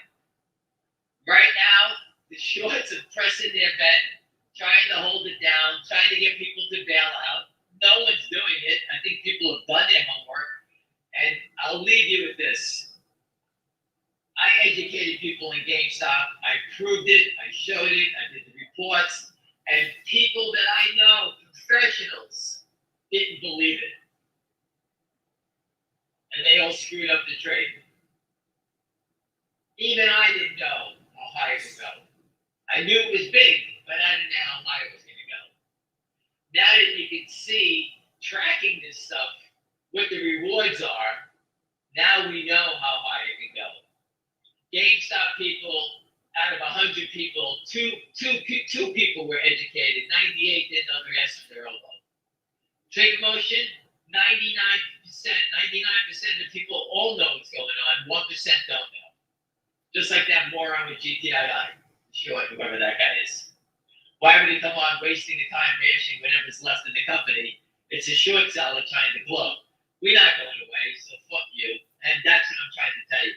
Big emotion, the people are super educated. Super. And that's what makes it deadly. More deadly than GameStop is the education. And repeating it every day and educating you about it, how these idiots think. And I told you, they're just a bunch of jackasses. You can see them. Oh, sell another 500 shares, 520 shares, sell two shares down. Hurry up, mark it down. Yesterday on the close, it was 210 to 2 something. Hurry up, they had to mark, so hit the bid and mark 200 shares at 208 to mark it down. That, my friends, is a moron. They don't even want it to be up a penny. They want it always to be negative. And that's the clear sign that you're fighting a short that's dying. This guy is dying. He's dead on the vine. He hasn't laid down yet. That's the only thing. But his time's coming. Patrick Burns coming. I put his photo up there as the priest from The Exorcist when he's standing outside the house from the movie The Exorcist. You can see it there. Comes in. That's who we want. We want Pat Byrne to come in. And Pat Byrne is a tough motherfucker. He's a big motherfucker too. And he don't take no shit from anybody. And he believes that that's why he's here. And guess what? We have it. We should all kiss our ass. And the only problem you have in this life with Pat Byrne coming is you better make enough money because the opportunity is going to go away. He's going to shoot them all. He's going to make it happen. And you got to make money while you got. As they say, what do you make hay when the sun is shining, right? Makes So sense. that's it. All right, everybody. I'll leave you with that. And when I get home, I'll continue the assault all night. I'll watch football games, and tomorrow's a bunch of football games, and I'll be posting and torturing our friends all I can, reminding them what they're doing. I want to remind them that life imprisonment. Think about life imprisonment. The guy from the hedge fund, the Chinese guy from New Jersey, he's going to jail for life. Think about all these people that are going away so that they can have a big estate. Think about what they've done. But I always tell them, you stay too long. That's it. A lot of people stay too long, but a lot of people got caught. Andrew left, got caught. He's ratting everybody out now, right? He had a $16 million home from writing negative stories. That guy used to be Stock Lemon. Then he became Citron. A $16 million home. Look at Hal Mintz, $10 million condo on Fisher Island. These people are looting. They're not stealing. They're completely robbing everybody. And they walk around like who the fuck they are. Think about what these guys have done. Well, Pat Byrne knows it, and Payback's a bitch. And I don't care if Pat Byrne helped expose the Dominion voting machines. That's the highest level of shit that you could probably work on. And Pat Byrne is that smart. He financed all the people, all the programmers, and he got it done. And who did he help? President Trump. Who's going to be in charge? President Trump. What's Pat Byrne want to do? Fixed stock settlement. That's what's going to happen. He doesn't fool around. But from the king and I, William, so let it be said, so let it be done. Is that what he said? Something like that. Anyway, listen, everyone have a great weekend. And like I said, pick your poison. You got to be in it to win it like the lottery. Because once it goes, you're not going to get a chance. All right, everyone, have a good All weekend. right, thank you. Call ended.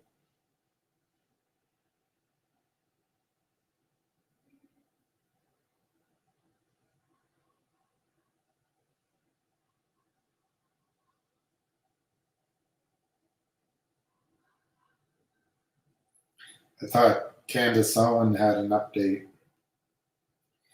but I guess I misread it.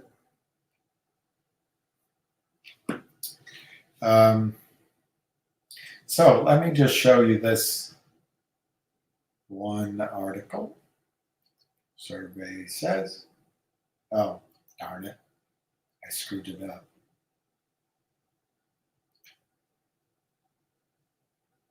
I screwed it up. I have more guns than I want, but fewer guns than I need.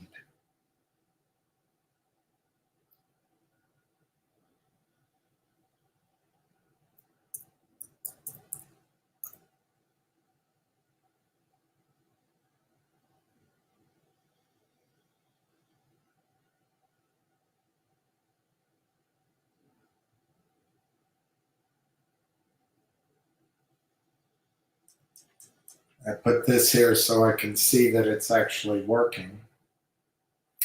Anyway, this article I saw earlier today or yesterday, I can't remember, by Peter St. Smythe, Peter St. Onge,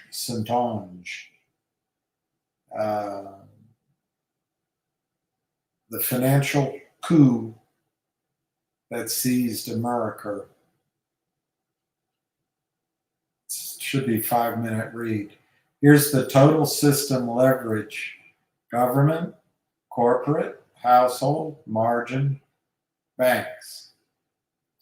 Here's the 74 crash, which none of us remember.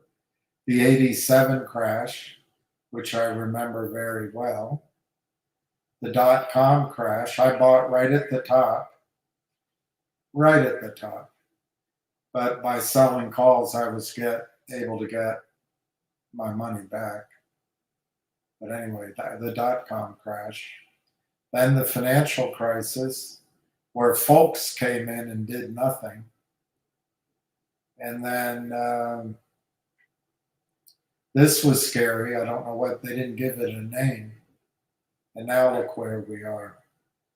So this is, the orange line is leverage. Hey, pile it on, baby. And here's the S&P. This looked like a double top, which is negative, but look how it came down and just went to town, roared right back up.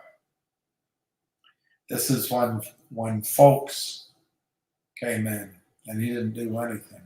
All right, in the wake of the 2008 financial crisis, former chief economist of the IMF, Simon Johnson, warned that the same dysfunctional policies he saw in his basket case banana republics had taken hold in the United States.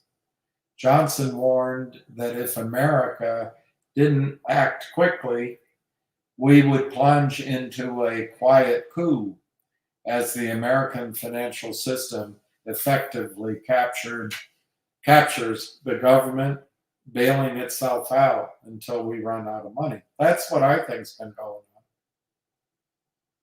Well, we didn't act quickly. In fact, we got worse, and here we are. In recent videos, I've talked about the $1 trillion of distress in the financial system. The common thread being that you, the taxpayer, will be bailing them all out.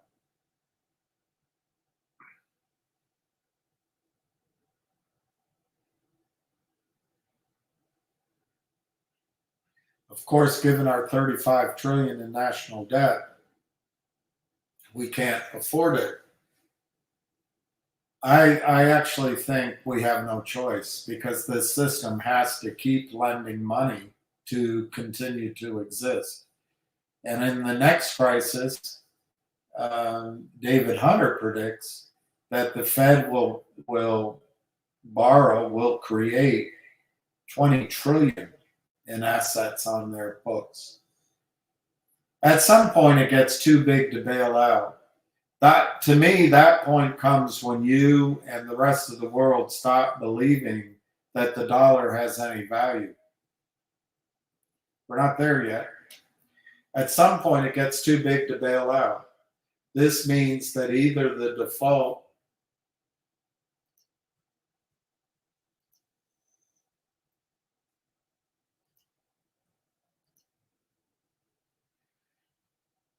this means either hard default or soft default. which means obviously hard default is they stop paying on the debt, and soft default is what we have right now is inflation. And between here and there is a wholesale fleecing of the middle class, whatever that is. That's Kamala Harris. She grew up in the upper class. And working class. We all know what the working class is. So all of us will be fleeced as we stratify our society like a banana republic. The ignored warning. So first, the ignored warning by Simon Johnson. I'm no fan of the International Monetary Fund. Their role is essentially feeding their client dictators fresh drugs at massive taxpayer expense. But one thing the IMF does know is dysfunctional governance. In his warning, Johnson detailed the typical pattern when companies collapse, when they come in desperation to the IMF. And remember, the IMF is where the special drawing rights are. And that's probably going to be the last gasp of rescuing the financial system is special drawing rights. So first, a small group of powerful elites takes over policy. This is typically the financial elite. Because these elites know they'll be bailed out, they take excessive risks in good times. An iron law of finance is that risk pays reward, meaning if you know you're going to get bailed out, you'd be a moron not to take on risk. If every hand at the poker game is all in, inevitably you lose. But you pass your losses to the taxpayer and start over with fresh chips, courtesy of the suckers. Johnson lays out his numbers from 73 to 85, and I've given you these numbers before, but let's see what his are. America's financial sector never earned more than 16% of domestic corporate product. By the early 2000s, it was earning 41%. So earnings went from domestic corporate product. I used a number of 5%, but that was gross domestic product, which include government and other things. So anyway, 16% in the financial sector grew to 41%. It turned a chunk of these profits into lobbying, repealing the Depression era regulations. Can you say Bill Clinton? Can you say Bill Clinton? Yes, Are you still on? I'm still on. Put me on for a second. You're on. My friend just read a story to me. He's going to send it to me. A guy suing, I think, RBC. He was a carpenter, lost his job. He took $88,000 and he put it all into Tesla when it was doing nothing. He rolled it up to $400 million. RBC put him in all exotic things and blew him out. He was only in Tesla. How's that? He went from stock, he rolled the stock, I forget the numbers, and he rolled it into options, and options exploded, and he killed him. And RBC blew him out of the water. He's suing RBC. He's going to get me the story. How old is the guy? I don't know. He just told me it. I said, I got to tell William. This is the greatest story I ever heard. I love that he made $400 million. That's great. And RBC put him in all exotic things and blew him out. Leverage on margin. They put him into all kinds of crazy things. They wanted the money back. And that's what they did. And they grinded him out. But to me, the story is how the guy got in with no one. He saw the value. He got in when Tesla was doing nothing, and he ran into the moon when he went to $1,000. And if anybody here is is in finger motion and it runs like we think it's gonna happen, you're still here, you're a fucking moron. Mark that down. You're stupider than the shorts that are gonna get blown out.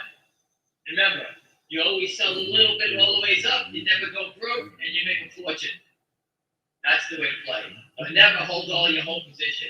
A little bit, a little bit, a little bit. I don't care if you sell 2 shares a day, always up, two, all the way up. And that's how you become rich. So don't ever do anything like that. When I get the story, I'll post it up on Twitter. I have to read the whole thing first because I just got the story. It's pretty exciting.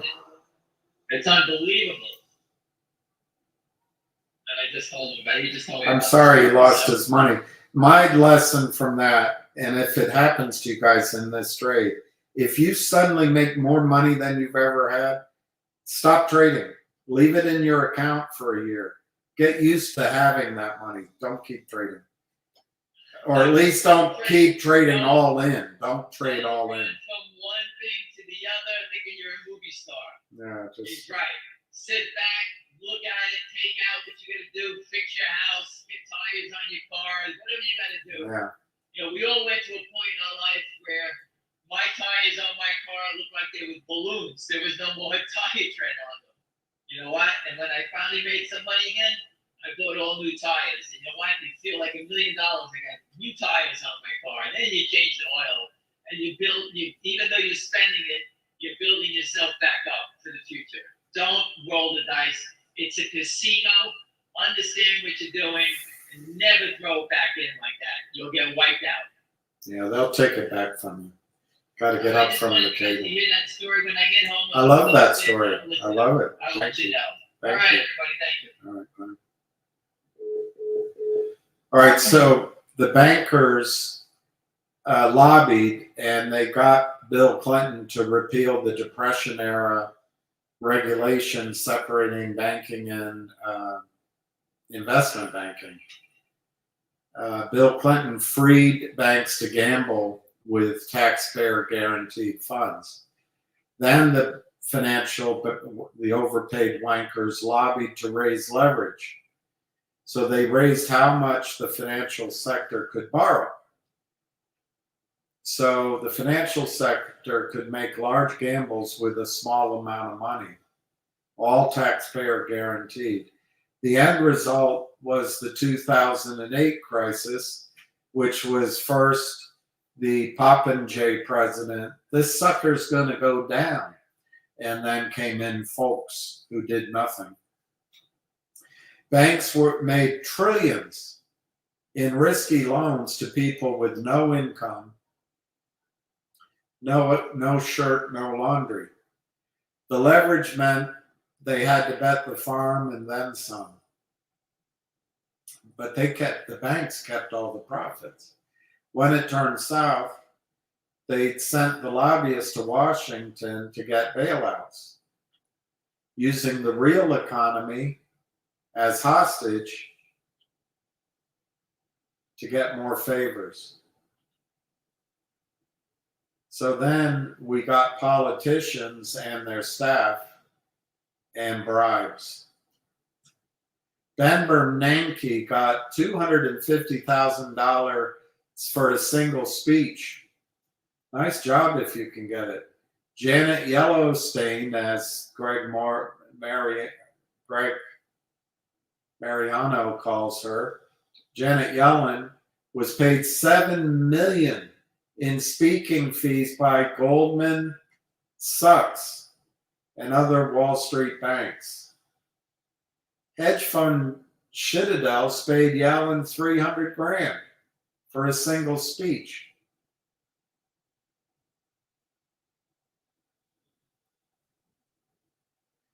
The American financial system is desperately ill, kept alive by an endless series of bailouts.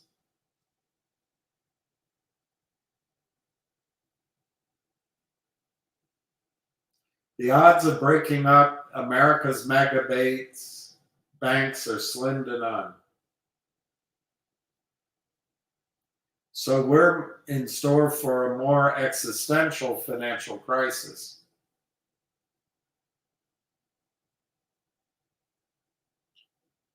This is from Peter Sersingen Onge. All right, let's go back to you. Let's go back to you. Take this off. And I'll see. Look, there's a jerk here that wants you to, this whole fairness thing. You gotta be fair on both sides. I don't need people in the middle. Truth is truth and not fade away. But if you want to bitch and moan and see the negatives and finger, please tune into his channel. Go find it. You can't. You don't know his name. But go find it. You want the negatives? We'll sit around and talk about the negatives. Personally, I think every speculative stock has negatives.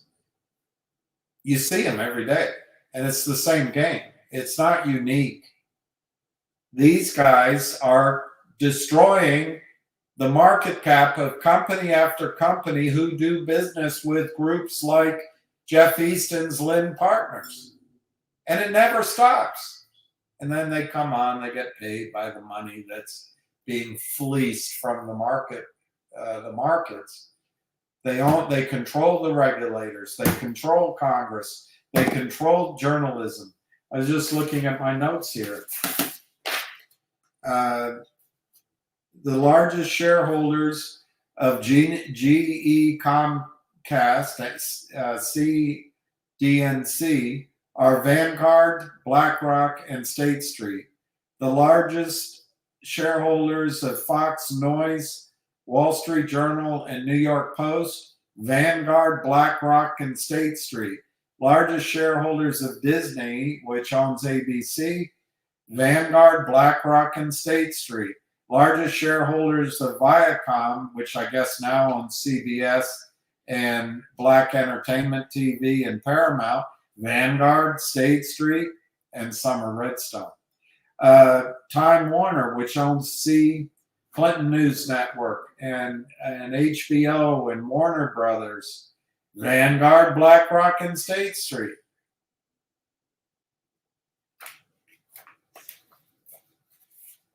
Anyway, I encourage you to follow this guy here on his YouTube station.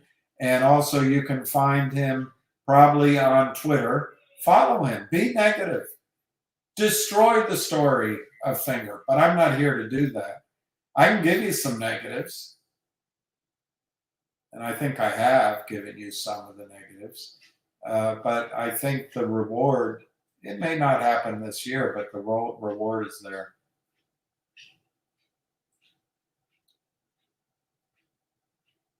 I'm a moron if I don't sell in the squeeze.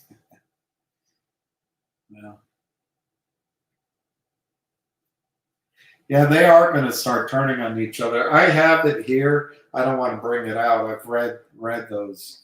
They should start turning on each other. Okay.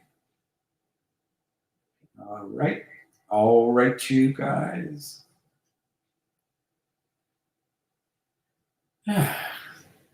He'll come in some other name. I really thought that Candace Owen was going to do another update today. Let me just see if she has. She's going on vacation for a week, so I guess we have another week to believe in magic.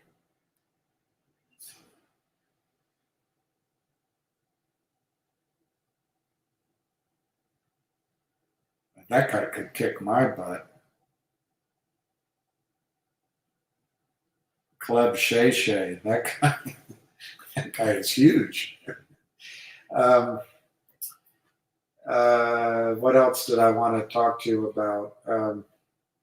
Let me see if I can find this.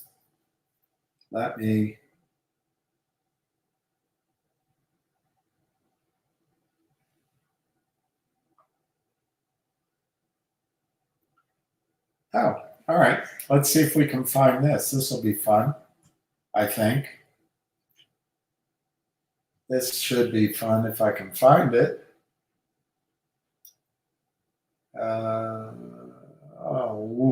Here, there we go. Okay. This will convince you that I'm. All right. So what is it? jpost.com. All right. Let's see if I can find the article I want to show you. American airstrikes launched on Yemen. You know, guys, if this war continues, I think 3 or 4 things are going to happen. I think Kamala Harris is going to be sworn in as our commander-in-chief. And I think we're going to have to pray for Israel. I think an Israel which is primarily Jewish or is entirely Jewish will never be. In fact, I think it's going to be pretty frightening for Israel. I think Ukraine will cease to be, and I think Taiwan will be absorbed by China, and I think the United States power and credibility will be destroyed. And so I think our lives are going to be radically changed. It's really weird. One example I can give you, at least in DC, I used to spend a lot of time in Europe and even in a place like Denver, and you get ideas about, wow, restaurants should have sidewalk cafes. And over here in DC, there's a place called 18th Street. And I used to give this idea to politicians that I would be invited to parties. I never got anywhere. But I said, why don't you take 18th Street from the Connecticut Avenue side all the way up? Oddly, it goes almost to Connecticut Avenue again. It does actually go to Connecticut Avenue again. Take it and just shut it down, not all the way to the other Connecticut Avenue, just up to Mount Pleasant. Shut it down only for hop-on, hop-off clean air buses, and let no parking, and let the restaurants expand onto the sidewalk, and you would have a hit. Well, you know what? The COVID crisis very rapidly changed America, I think everywhere, but here in DC, into an outdoor restaurant city. And it happened very quickly. The race to get out of retail happened very quickly. Commercial real estate got in trouble very quickly. Trends that were predictable, but it happened. It feels like overnight. Anyway, I think everything is speeding up, and I think the demise of the United States could have, if these wars continue. You already see that countries want to pull away from the IMF and the UN.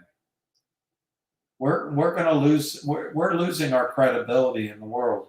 If you took away, and I think it was Scott Ritter I was listening to who pointed this out, if you took away the 3 hotspots in the world, there's one actor, the United States of America. The Ukraine, Middle East, Israel, and Taiwan, if you took those away, the rest of the world is at peace. I know some of you will disagree with that. But anyway, I want to find this article. It's not about...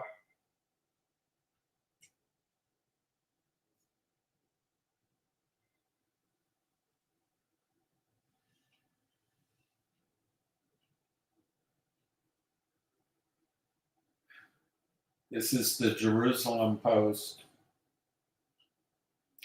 trying to find this article. So how can I find it? Under business and innovation.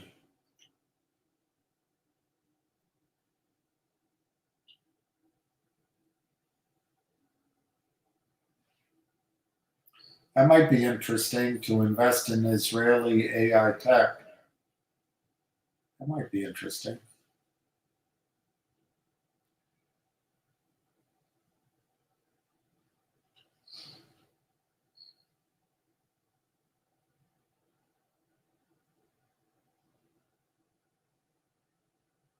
Look at this, solving the Gaza economic crisis. The efforts could control the escrow bank account needed to invest in the gas field, receive gas sale proceeds. Anyway, I got in trouble of pointing that out to you before.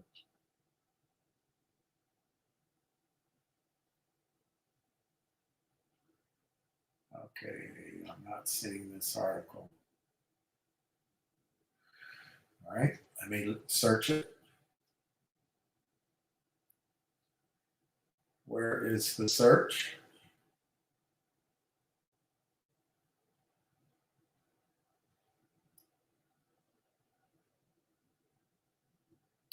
All right, let's go up here. I'm going to go Russia set to boost silver.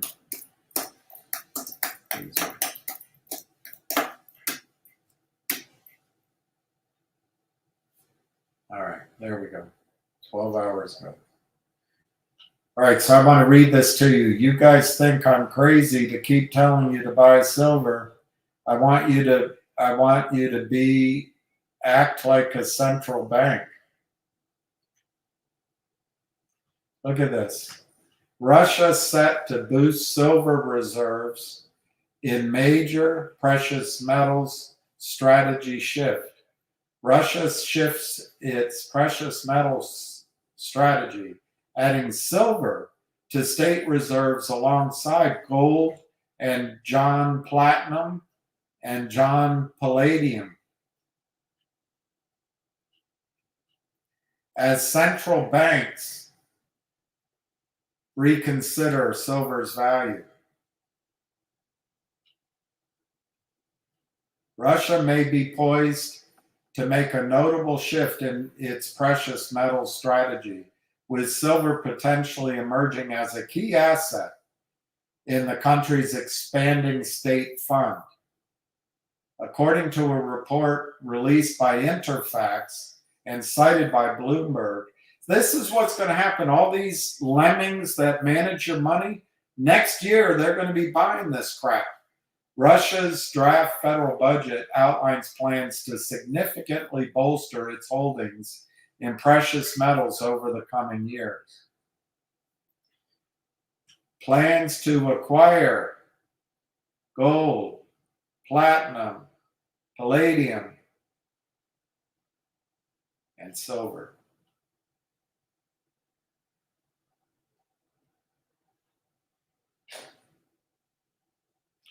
Look at this. I know we love, let's keep voting. Let's keep voting for Samantha Powers.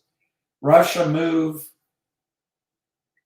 ongoing response to economic sanctions, which have isolated the country from the SWIFT banking system. Since then, Russia has focused on diversifying its reserves with highly liquid assets like gold.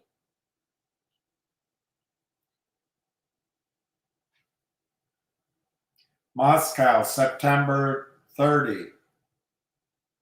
The Russian Finance Ministry proposes to allocate 51.5 billion rubles in 2025 to buy precious metals and gemstones. The list of metals includes platinum and palladium.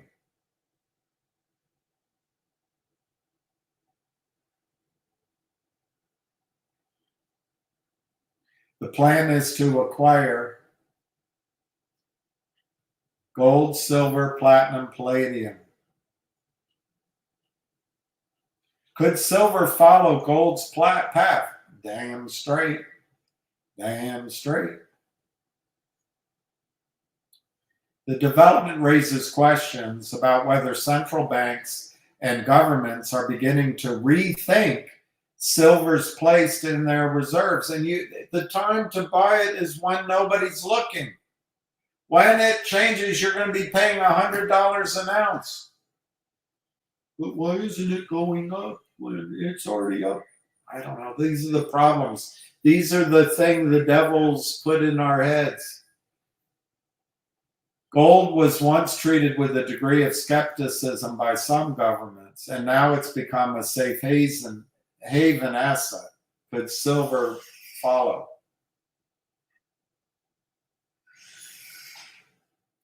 A large portion of the global silver supply is consumed in manufacturing, particularly in sectors like green energy,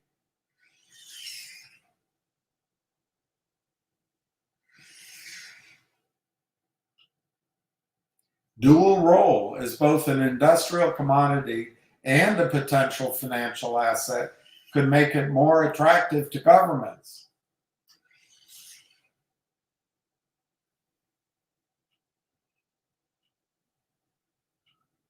Although the immediate effects may be limited, the long-term implications of this announcement could be profound.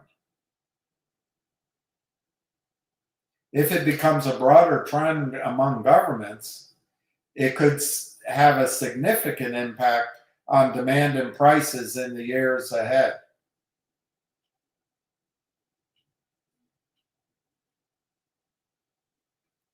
This is in the Jerusalem Post, October 4, 2024, and happy birthday, Graham, up in heaven. All right, so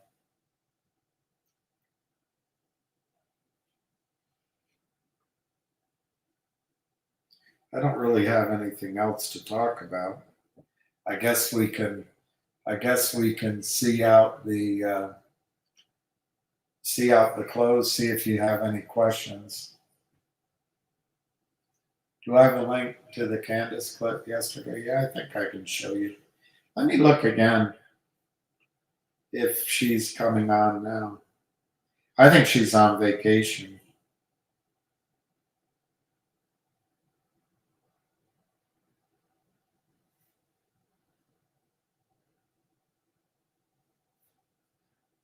I saw her first. She's moving to locals. Oh, here. What's this? Oh, 2 days ago.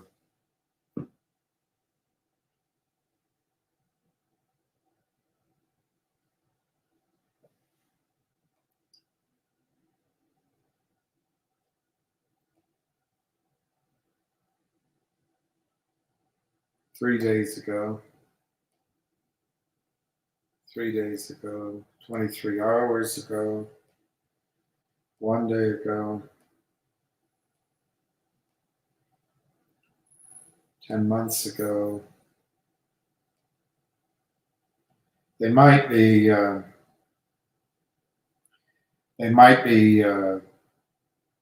trying to algorithm it out of here.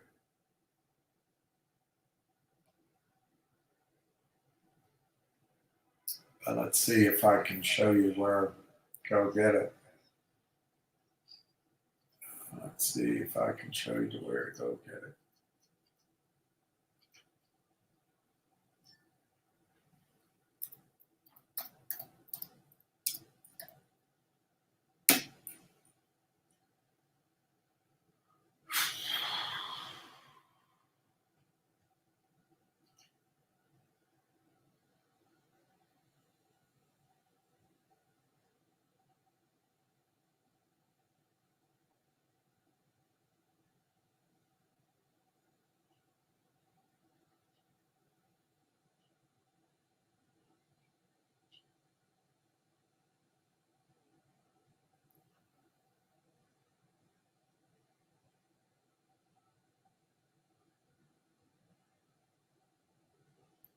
Well, here's the summary of it. I guess I've listened to this guy. Let's see.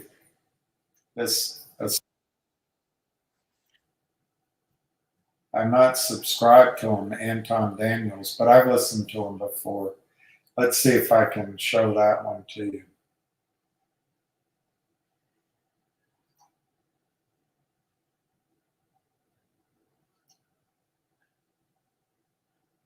Now, how do I play it though? I don't know how to play it. Oh, I guess I gotta go over here. Play it.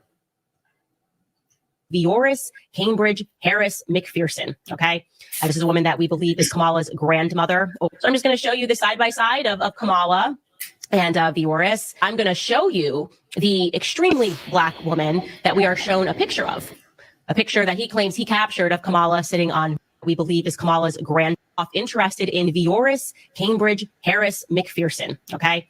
And this is a woman that we believe is Kamala's grandmother. So I'm just going to show you the side by side of Kamala and Vioris. I'm going to show you the extremely Black woman that we are shown a picture of.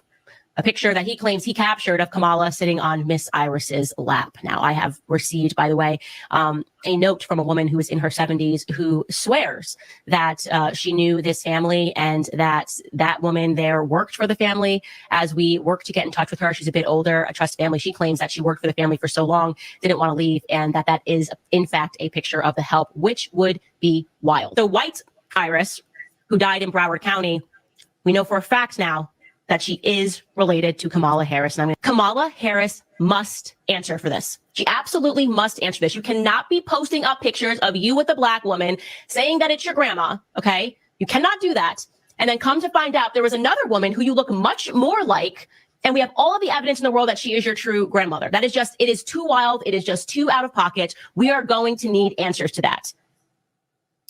Okay, so it's coming out that Kamala is not Black. Do you think that this is going to change the people's mindset that was voting for her because she was just Black? Does that make you guys not want to vote for her? What do you think? Go ahead, Pronto. You've been shaking your head. You go first. Nah, I think whoever is going for Kamala is already convinced that she's Black enough. I don't think it'll change most Democrats or even Republicans. I mean, whatever side you sway on, you pretty much have stayed on what you believe. So I don't think, yeah. Okay, Trigger, I see you holding up the Black Power sign. Go ahead. Yeah, and it's the whole thing is stupid. Like, her race does not matter. It is a danger to think of that man getting back in office, Trump, and to me, she's on a better side. Of course, I'm a Democrat, so that's not gonna sway anybody. It's grasping at straws, trying to muddle something that people don't even really care about anymore, and it's really a sad attempt at something that's so pointless and a moot point. It doesn't matter. She's in Black culture. She went to HBCU before she even knew she was going to be president. She did that. If you do that, even if you're a white person, you can do an HBCU, a Divine Nine organization. And guess what? As a white person, you're considered in the Black culture. She has African roots. That's just, there's nothing they have done to disprove that. And because you got some source that says that it could be true because you think you have, she even said, she couldn't even confirm that it was sources, like legit sources that said that was, a grandmother figure that was really her grandmother. That's just BS. It's all BS. It's silly. And it's like, it's funny watching y'all trying to, muddle the actual candidate that makes the most sense and that's the most sane, because your mascot is losing, so I think it's BS. But you don't have the temperament of a biomedical engineer that you said earlier. No, it's not matching. She did not say engineer. Yes, she did. She's a chemist. She's a chemistry degree. Yeah, I have a chemistry degree. Yeah, that's not an engineer. I'm taking biomedical engineering classes. Looking at my I'm damn. doing tissue engineering. Yep. Anybody disagree with Trigger? Healing. Y'all don't have to be mute. You can disagree with her. Or anybody. Y'all agree with Trigger? Vote Kamala. Woo! Vote Kamala. Come on, y'all. I don't necessarily agree with Trigger. I mean, at the end of the day, Trigger's just saying that Candace Owens can't prove that she's not black. But I mean, but she can though. But I think either way it goes, I think that we get tricked every 4 years by anybody who's running for presidency. And especially as Democrats. I mean, I'm not a Democrat, but I think Democrats get the most, the best Oscar-nominated candidates possible. You know what I'm saying? I think that the way Kamala acts now that she's running for president is like she's trying to act blacker, if that makes sense. I think all of her interviews, she kind of talk with an attitude. She kind of talk like she understands the culture and stuff like that. When before she didn't speak like that. Well, when she was going for vice presidency, she didn't act like that and speak that way. But now that she's running for presidency and it's all of these tabloids coming out that she's not black, it's like now I'm seeing this whole onslaught of her being like super sister, and it's like it's crazy. Good point. Valerie, I saw you. And going to an HBCU does not make you black or add you to the black experience. There's lots of white people that go to HBCUs simply because they get the better scholarships to go there. And they actually do not immerse in the culture at all. I went to HBCU. There was plenty of white people that were there, and they were there on scholarship to play a specific sport. And they actually went to none of the Black experience activities that would happen on campus. So that definitely doesn't make you immersed in the Black experience just by going to HBCU, because the majority of white people that go, they don't go to any of the events. That's a good point. Yeah, well, I definitely didn't say anything that you just said. I didn't say that she was did. that it made her black. I said it made her part of Black culture. And absolutely, if a white person does a Divine Nine organization, they are in Black culture, because Divine Nine organization has Black roots, and you are considered in Black culture if you do the organization. I'm not talking about the Caucasian people who get in there with a scholarship and don't go to any of the things. No, they go to the Black things because they want to be in a Black organization, so they are considered in a Black culture, and her being Black does not matter. She's the better girl. When Biden went to HBCU, does that consider him part of the Black culture because he went there during his election term? I just said going to HBCU doesn't make you part of the culture. Doing the Divine Nine organization does. If Biden What is doing the Divine Nine? What does that mean? I think. What does it mean to do the Divine Line? What does that mean? Sorority, so that's why she's saying that. This girl right here tells us she wants to be a medical doctor with her tongue hanging out online. No, she's. There are Omegas who are doctors, and they do that. So I don't know what you're trying to prove, sir. Let me just say this. I think that people that vote Democrat are idiots. I think that they're probably the worst group of people that I've ever encountered in my entire life. You know, I went and kicked it with family today for a second. And the first thing that they asked me, because these are family members that I haven't seen in a while, and shout out to them because it was all great. And so we all exchanged pleasantries and, oh my God, Anton, I love you, you know, whatever, blah, blah, blah. They all got my phone number. They can get in touch with me whenever they want, right? But we kicked it. And then they couldn't wait to get into the political conversation. You know what they asked me? Of all of the things that they could have asked me, well, what do you think about Project 2025? You know, I just can't believe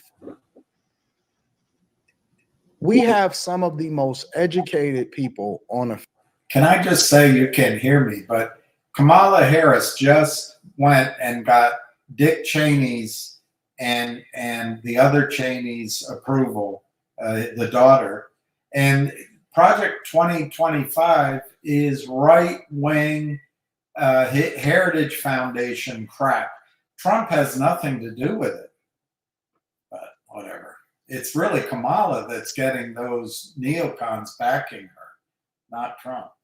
Face of this earth. Y'all say that HBCUs put out this earth.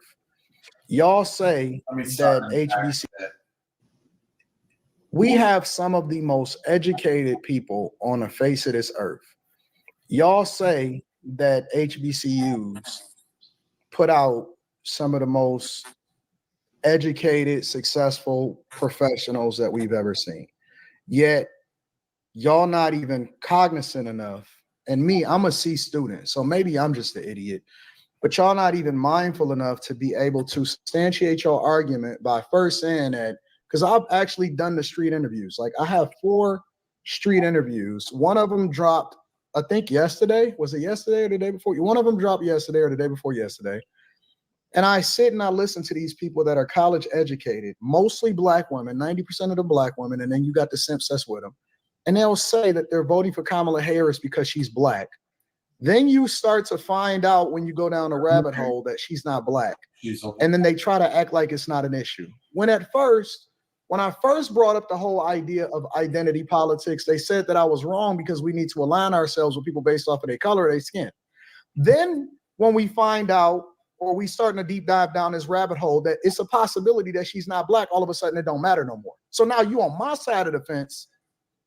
You on my side of the fence when you tried to disprove me when I said that y'all shouldn't be voting based off of identity and you need to align yourself based off of policy and logic and how your family is then going to be affected long term, which is one of the reasons why these people are the biggest group of idiots that I've ever seen in my entire life, is because the very thing that they tried to use to disprove people that said that identity politics is the dumbest thing that you could use in order to justify to vote for somebody else is the very thing that's coming back to bite them. And then now that they looking stupid, they're acting like identity politics don't mean anything, when that's the thing that they tried to weaponize against the people that said that you shouldn't vote based off of color, which means that y'all just racist, evil, racist, bigoted people. That is literally the reflection of what the Democratic Party was in the first place. You can't get away from your roots. You can't get away from your heritage.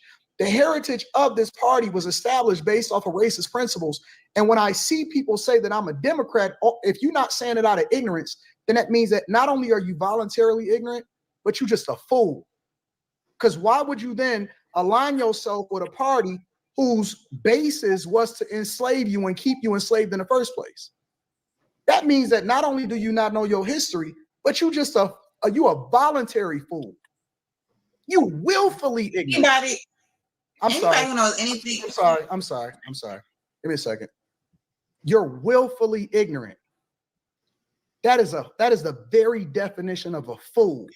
Knowing that the path is dark down there and they got robbers willing to beat you up and take your virginity, and you walk down there with your skirt up.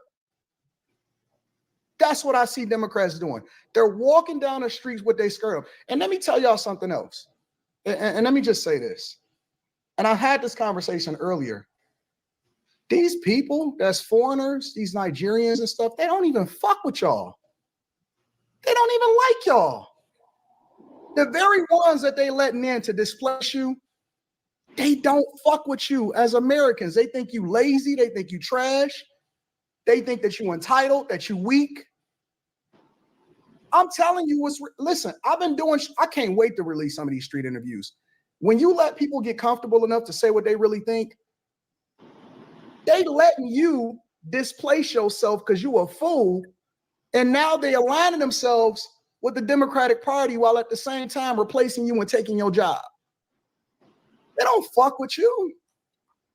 You think that identity means something to them? Go and date one of their daughters and see what their father say. They don't fuck with you. They look at you as a smoked out, broke, dusty, and they actually despise you worse than the very ones that you want to align yourself against, as far as the ones that's giving you all of the freedoms to be able to achieve the American dream. They don't fuck with you, bro. All of these women, these black women, they not fucking with y'all. They look at y'all as for the streets. They look at y'all for the streets. They just don't say the quiet part out loud. So all of these Haitians and Nigerians is walking over here and they fucking taking your jobs. They quiet because you giving it to them. And that's their new voter base. They don't fuck with you the way that you think that they do. And so y'all some fools, because when y'all align yourself against American culture, when that's all you knew and that's all you grew up in, and you keep trying to be a part of the cool kids club, you'll see, you'll find out. You'll find out. Your kids is gonna pay for the sins of their fathers. You can say what y'all want to say now. So yeah, that's just crazy rhetoric, because if you walk down somewhere in an alley with your skirt up. Oh, I screwed it up. So let's go back. So we left off interested in Vioris Cambridge Harris McPherson, okay? And this is a woman that we believe is Kamala's grandmother. So I'm just going to show you the side-by-side of Kamala and Vioris. I'm going to show you the extremely black. I love this woman. She's crazy. Child, Kamala Harris has some explaining to do. I happened to come across Candace Owens' podcast yesterday where she basically breaks down how Kamala lied and has been lying to all of us about her family and particularly about her Black grandparents. She's going to break it down in here, but I want you to look at this photo. This is who the woman in black and white is, who Kamala Harris says is her great grandmother. And the one in color says that that is her actual grandmother. And this was all published in her book, right? So this is what we've been made to believe. And these are the only photos of her father's side of the family that she has produced, I believe. I could be wrong. There could be other ones somewhere else. But in the book, these are the photos of that side of the family. This is the evidence that we have that somebody in her family was Black. Well, it turns out that this person is not her grandmother or her great grandmother, and that all of this has just been a bunch of gaslighting and lies. I know it sounds crazy. You're not allowed to question if someone's Black. I don't really care. But when you want to throw into our faces that this person's Black and the first Black woman and Black, and there's already questions about your race, there's always already questions about, how you are part of the Black community and all of that, and you're using that as a big part of your identity and part of the reason why a lot of people will vote for you, well, then you have to answer some questions. Would it normally be any of our business? Absolutely not. But they've made it our business. They've made this a big deal. And this right here is shocking. Let's get into it. With friends like that who needs enemies. Then came me. I don't know. I guess I really am the person that has been in these streets, Kamala, because I decided to simply look into her genealogy, because why on earth is the world trying to convince me that this woman is suddenly Black? Like they just decided she was Black because she's running and because there is evidence, it is true, that her father grew up in Jamaica. Your race does not magically change because of where you grow up, okay? If I grow up in Sweden, I don't get to suddenly say I'm white, okay? What I discovered. That's another thing too. Kamala always says that she's Jamaican and Indian. Being Jamaican does not mean that you're automatically Black. There's other races in Jamaica other than Black. That doesn't equal that. So again, with the gaslighting that, because you're from Jamaica, that must mean that you have Black in you, or that's where your family is, that it's illogical to even bring that up as a point. It was quite startling. Now, I'll ask you, when did you first get the idea that Kamala was Black? Well, you'll say, yeah, when she kind of started running with Joe Biden. And that claim really came from Kamala herself. When they say a picture is worth 1,000 words, they understood that. Kamala Harris published a book in 2019 called The Truth That We Hold. And presumably the book was filled with truth that she was holding. I had to look through it.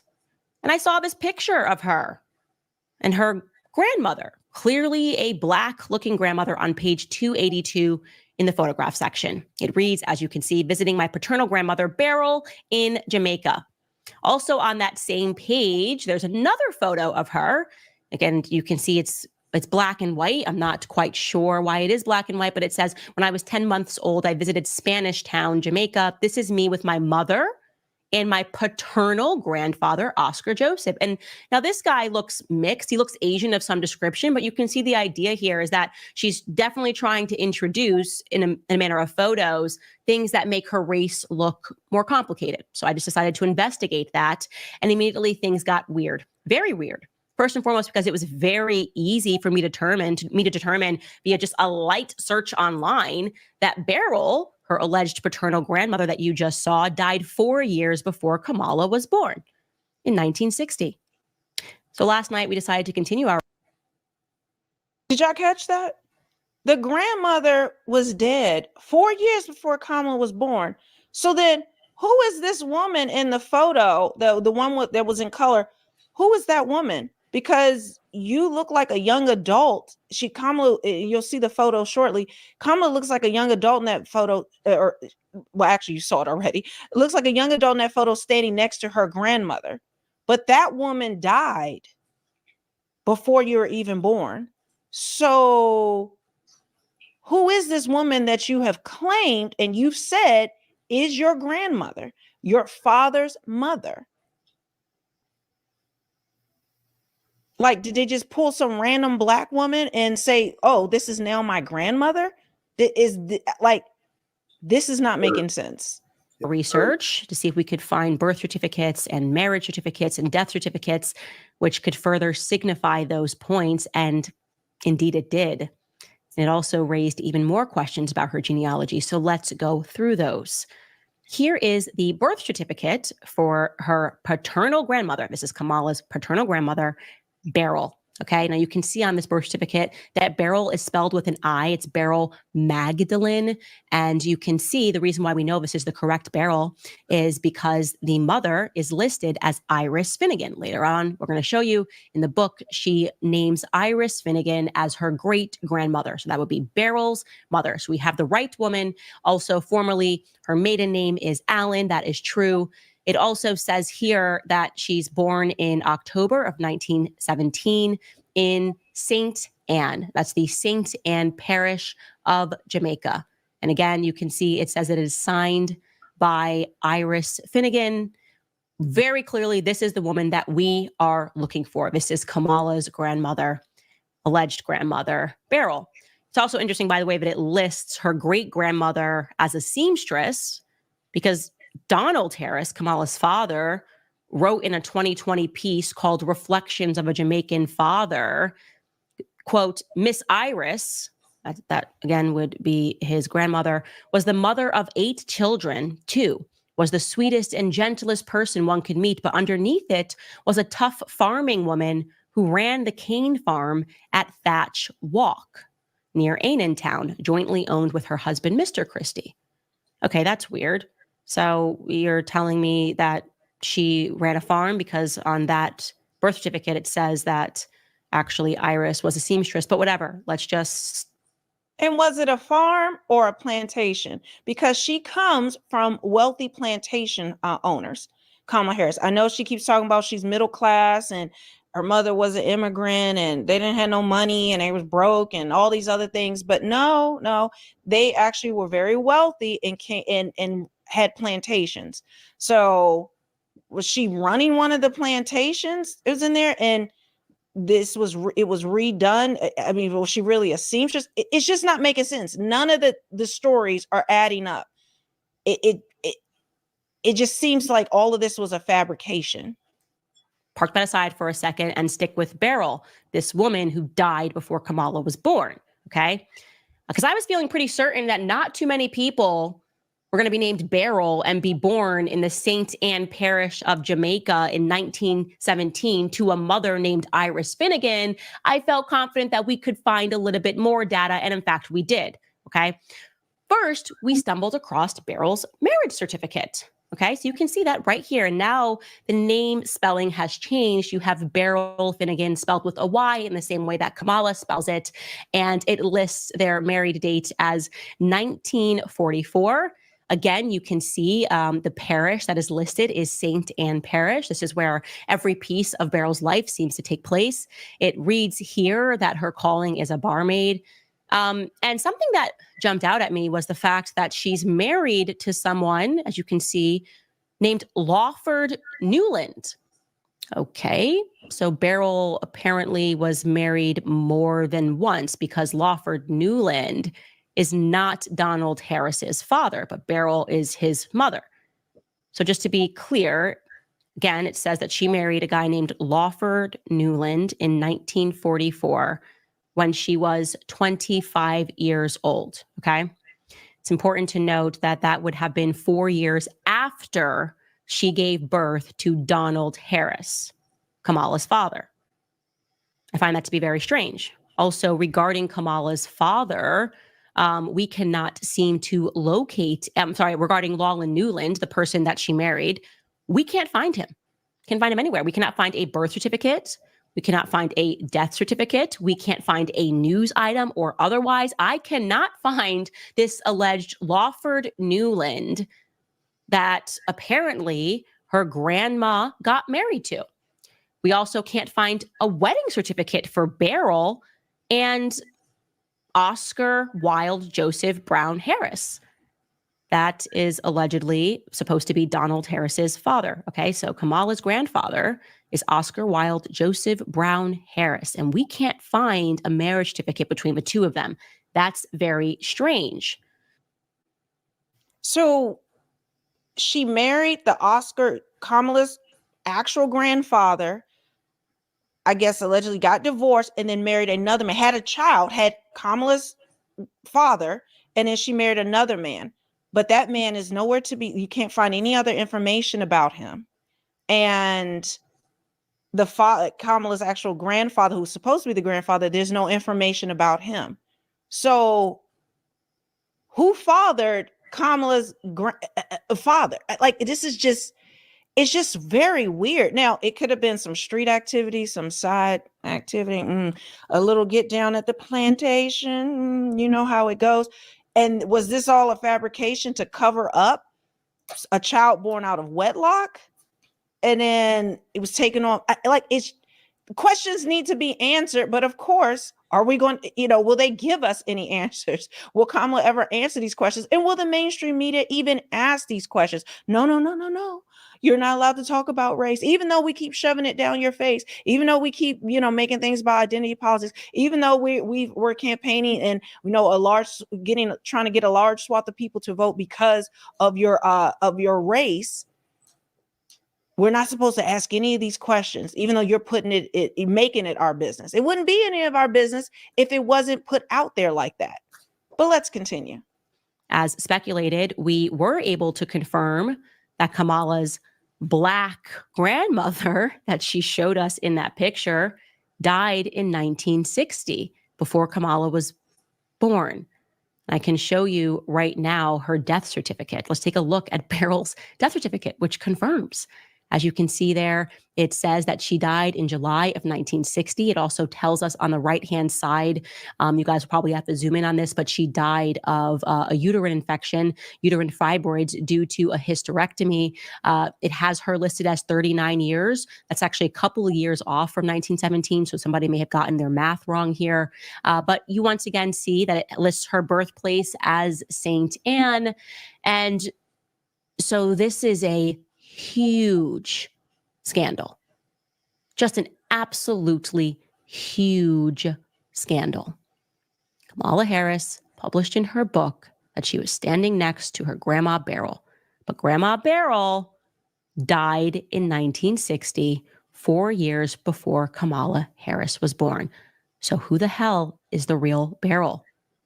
Who is that woman standing next to Kamala Harris? And do you know what I noticed? Not the plantation mammy, not your nanny that you're trying to pass off as your actual grandmother. Nanny. Is that what you did? Girl, tell the truth. Is that just a worker on your very rich family's plantation? And now Melanie, you've gaslit us to believe that that's your family? You're pretty. What's that woman saying next to her? She looks a lot like the woman that Kamala claims in her book is her great grandmother, Iris. Now, that's Iris Finnegan. Here's the book with my great grandmother, Iris Finnegan in Jamaica. Now, I'm going to give you the side by side of Iris and her alleged daughter, Beryl, who died at 39. Now, that woman on the right is not 39 years old. She's clearly much more advanced in her age. I mean, we know black don't crack. I mean, that's just a scientific fact. So I would put that woman on the right-hand side who she tried to pass off as Beryl, and I think is the exact same person. I would say that woman looks to be about 65. And then it looks like she's more advanced on the left-hand side. The great-grandmother, that's the same person. When I just believe my own eyes, we're looking at the same person. It does look like the same person if you see how the mouth is. Now, they're claiming that this is great grandmother in the black and white photo, and this is grandmother in the colored photo, right? But it does look like it's the same woman, just aged up. But then this is not making sense because Kamala Harris is like a younger, like an adult in the picture with the grandmother, but then with the great grandmother, she's supposed to be a child. This is how they're passing it off, and they even made the photo black and white to seem like it was older. But it's the same woman. That's what it looks like to me. I know you can look like your mother and you can pass it down, but this looks like the exact same woman. But then that doesn't make sense because the woman is older on the left when Kamala was a baby, and she's an adult when the woman is younger. How? Like, someone do them. I'm not the smartest cookie, in the jar, but and I wasn't that great at math, but this is not adding up. What do you guys think when you look at those photos? How the hell does a person who is the vice president of the United States pass off a book, claim that these people that are in her book are her black relatives, and nobody bats an eyelash or does even a peripheral search to recognize that the woman that she put forth is implausibly her grandmother? And by the way, I'm going to say this and people can be offended, but the first thing that I thought when I saw the photo of her sitting on her great grandmother's lap was that this doesn't look like a grandparent affection going on here. Like, this woman looks like she could be working for the family. Quite literally, I thought to myself, this woman looks like she could be the help. And I thought that because there's a lack of affection there. Do you know what I mean? But there's no... It looked like they just sat that baby there, and this woman don't even know who this baby is. And even when she was standing next to the grandmother, it just was kind of, maybe people have different relationships with their grandparents. They're not going to always be affectionate. So that's not a big deal. But the math and then the photos, it's not making sense. That's what that's why I said, was this a plantation nanny? It just is what it is. That they had workers that would take care of the children, or a nanny, or, mama and them that would be there to raise the children, but they were part of the help. That's what it looks like to me. Like in both of the photos, there's a lack of affection. It's just like a woman standing next to her. And I obviously know that was a circumstance. When you're talking about a family that had a ton of plantations, which is the reality. She descends from Irish slavers. That is a fact that Kamala Harris cannot deny. She descends from wealthy Irish slavers who they did own the town. They named the town. It was Hamilton Town, then it was Brownstown in Jamaica. He had over 1,000 slaves, okay? It would follow that there would be help around the house. And I'm just going to put here as a question mark, not as a fact. If they're looking at some of these photos of people who became like family and they're trying to pass them off like relatives, again, not a fact, a huge question mark, but my instinct tells me that person is actually not her family member. And if it is, well, Kamala's got some explaining to do. How did she meet Grandma Beryl almost 20 years after Grandma Beryl died? Because Kamala Harris looks to be about 20 in that photo that she presented. Then there's another bit of a mystery, as I said. If Beryl married after her or before her wedding when she was 25 years old to the missing Newland, if anybody can find Newland, please let me know. But if Beryl married at some point Oscar Wilde Joseph Brown, where is their marriage certificate? And where is their divorce certificate? Again, I'm only prodding the narrative here because I'm going to need proof that she's Black. The media has now made this a thing, and now you made it so much of a thing that you're attacking people like Janet Jackson when she asks a very reasonable question that you should be able to respond to. And now we have a verifiable lie that Kamala Harris told in her book, or a big uh-oh, because, you know, if I'm being nice, I guess sometimes you think when you're publishing a book that it's a photo of you and your grandmother that you never met or never could have met. Maybe Kamala was just confused and thought it was her grandma, but it was a grandmother that she had, again, never met. Media should be on this, and they should be asking her this question. How did you make this significant of a blunder in your book? And isn't it quite ironic that every photo that you have presented, two of which look like they're the exact same person, one aged on, which begs the question, is that even Kamala Harris in her lap? I don't know. Again, we're at the beginning of this investigation. But it's interesting that amongst all of the relatives, so many Irish white slavers, the only photos that she chose to put in this book are the ones that make it look as though she might be Black. And we have just significantly and without question debunked one of those photos. Also, there's something else that I notice about Beryl and Oscar, this alleged married couple, right? Our alleged husband and wife. Each of them are listed as having a lot of siblings. Oscar's siblings are named Hildred May Harris, Newton Alexander Harris, and Ina Doreen Harris. I cannot find a single photo of these siblings. Now, why am I looking for it? Well, because people take family photos all the time. Tons of the stuff is on the internet. I mean, one of those people lived until 2005. Ina Doreen Harris allegedly lived until 2005. I would just like to see a photo to confirm that these are Black relatives. I just want to confirm their race. Can't find a trace. Similarly for Beryl Finnegan has siblings too. Their names are Abraham Judah Finnegan, Noah Pendergast Finnegan, Bernard Washington Finnegan, and Gloria Eugenie Hill. Where are they? Or where are any photos of them, presuming that they've passed? Where are the photos of them? They've got to be somewhere, right? Something very suspicious is going on. I don't know how it is plausible, guys. Do not allow the media to gaslight us. It is not difficult, okay, for a person that is running for president of the United States to have a tidy background. This is my mom. This is my dad. This is my grandma. That it always seems to be the case that right before they run, they introduce like one or two photos that they allege are from their childhood. This is my grandma. This is my mom. And if you ask any more questions, I'm going to scream at you and call you a racist, is completely ridiculous. We now have a scandal on our hands, okay? And again, this is the tip of the iceberg. I'm going to keep going. I'm going to keep looking for these relatives. I'm going to confirm that all of these people are in fact Black. I find it strange, just as a little tidbit, that when you go on these genealogy websites, you can see that there's somebody managing the profile. All of the people that are managing the profile for Kamala's relatives are white.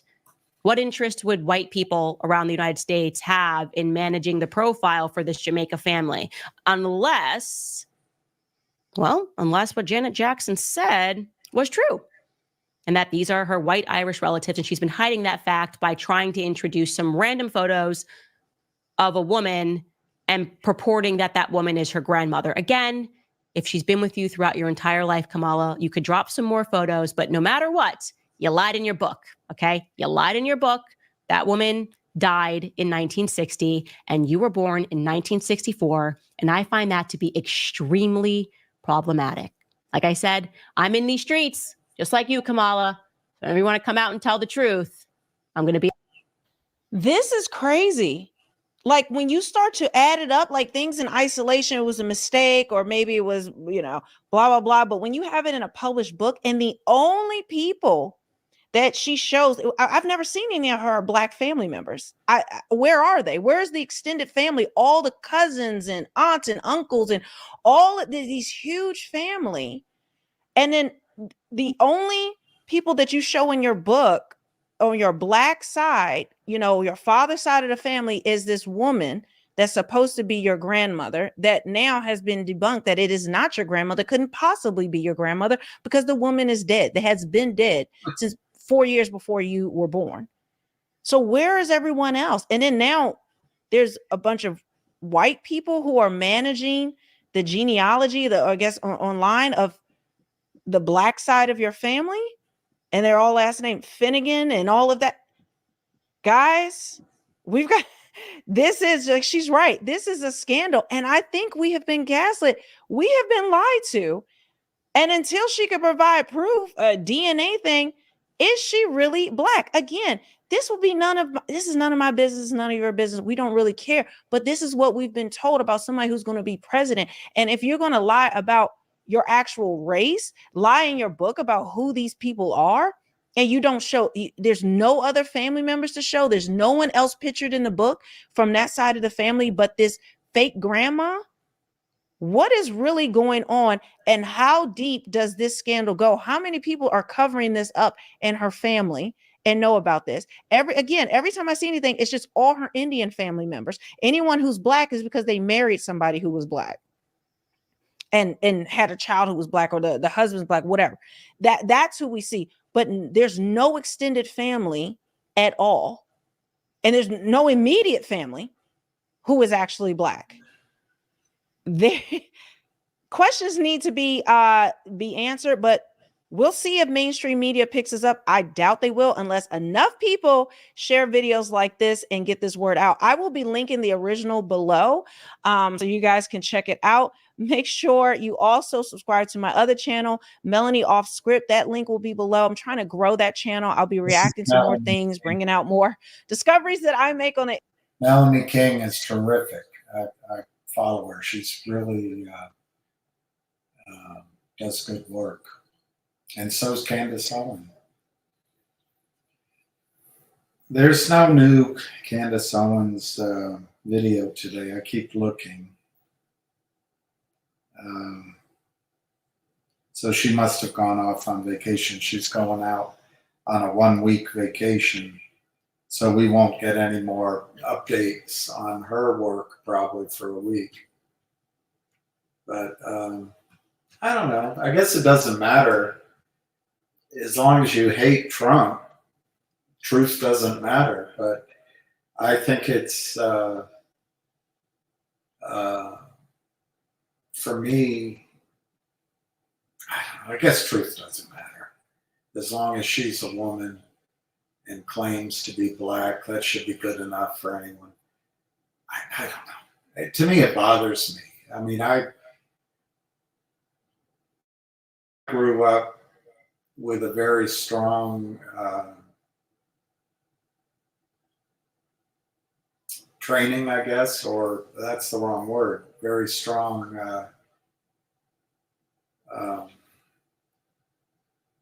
outlook that was given to me to not judge anybody by their, the color of their skin. And that's, of course, what Martin Luther King dreamed about. But then the Democratic, my party, now says we've got to categorize people based on whether they have a vagina and whether they have a little bit of color in their skin, which is really back-assward from what, I don't know. But it doesn't bother anybody because it's, I don't know what it does. I don't know why it's good to judge people that way. Oh, we got to get her in. I actually think if Kamala, I think Kamala is going to be our president.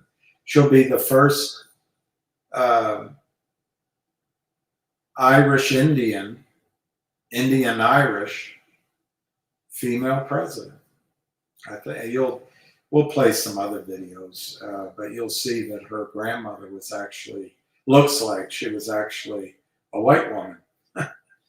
So I think Kamala is actually Indian-Irish. And think about it. In the racist period of time, a woman who comes over from India, which is one of the most divided countries in the world, a very clear caste system. I'm not sure she's going to marry, I don't know, but I'm not sure she's going to marry what we call now a black man. She might marry a white Indian man like it looks like maybe she did. There's also one theory there that the when you see the picture, I'll play it again on another thing, but the white woman named Iris might have been her mother, not her grandmother, you know, and that happened back before birth control, and you don't know. There's even a Jewish genealogy in her background. Who cares? I mean, none of it should matter, should it? But anyway, something's hidden, something's suspicious. And, they jump on Janet Jackson and they jump on Donald Trump. But I don't know, there's enough evidence there to make it a question anyway. That's the funny thing about censorship and government control, Orwellian control, Marxism, communism. You can't even ask the question. And that's the one thing we used to have in this country that people died for, is we have a right to ask questions of anybody. And individual rights come first. And yes, women were not given the vote right away.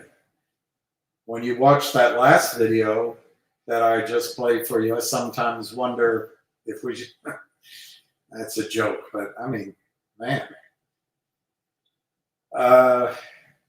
And then the Constitution made white guys worth more than other guys. That's all bad. And I even think the Constitution I'm not a constitutional scholar, but I think the Constitution may have divided white guys up into landowners and the rest. I don't know.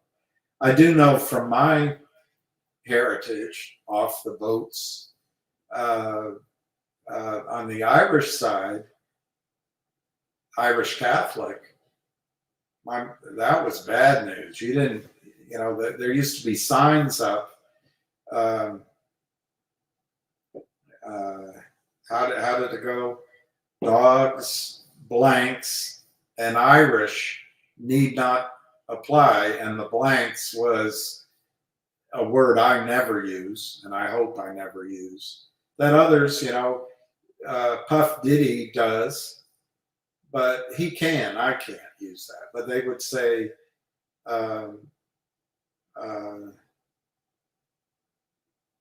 Chinaman, I think, blanks, and Irish need not apply. Well, the Irish were a really cruelly treated race in the United States. And it's interesting. The Irish got government jobs, and then they helped each other out. And that's, I think, what is happening with other. I think that's a normal progression.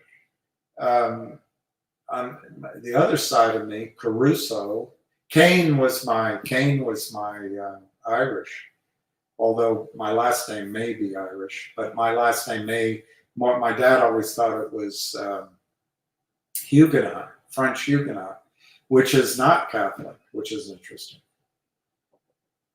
I don't think Huguenot is Catholic. Clermont-Ferrand. I've also heard it's Italian, and who knows. But anyway, the Italian side, they also were just off the boat. That was a tough place to be. So it's not just skin color. It's like Denzel Washington says, it's culture. But it's not just skin color.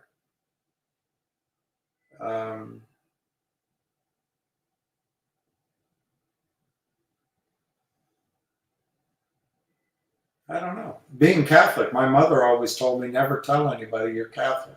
Never tell anyone. Because she grew up with, and then she rejected the faith, but she grew up where there was discrimination in this country against you if you're Catholic. Papist.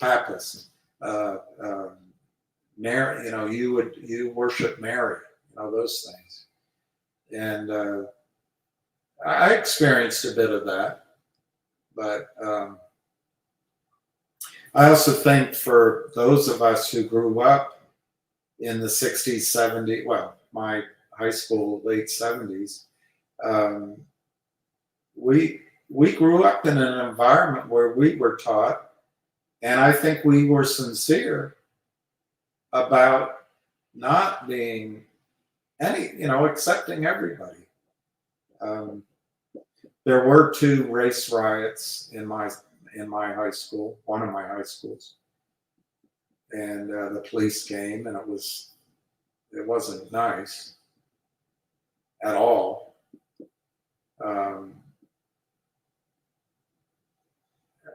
I have a memory of one because I was walking by. It was mostly went outside, but I wasn't part of any of them. But I have a memory of all the people. And then anyway, I won't talk. When I went to college, there was a scene that I stood up for, but I don't want to talk about myself. But there was racism, but it's different now, Not perfect at all. Not perfect at all.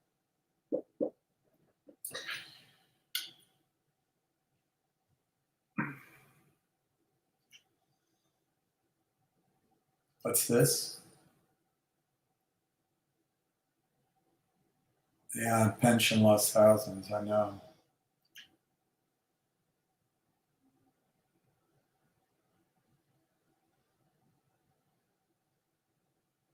I don't know if you're a real person, because if that's a real name, I don't think you'd use that word. But I've told you for a long time on GTII, number one, I think the shorts paid off some men to interrupt the squeeze, which was happening before. That stock went from 9 cents to $9. And if you didn't take money off the table, I didn't.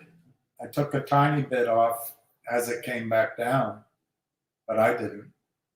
Why did I take it off? I bought MNTLP, and then I bought CRTD, But and ultimately, when it all crapped out, I bought Logic.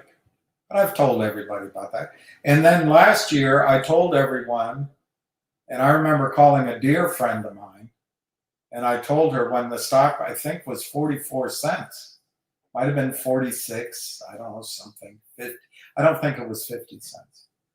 And that was in sort of July, August, it was a year ago. And I said,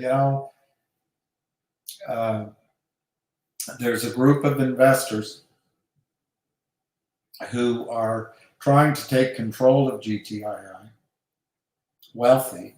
They've made an offer to Reichman, and Reichman is fighting it.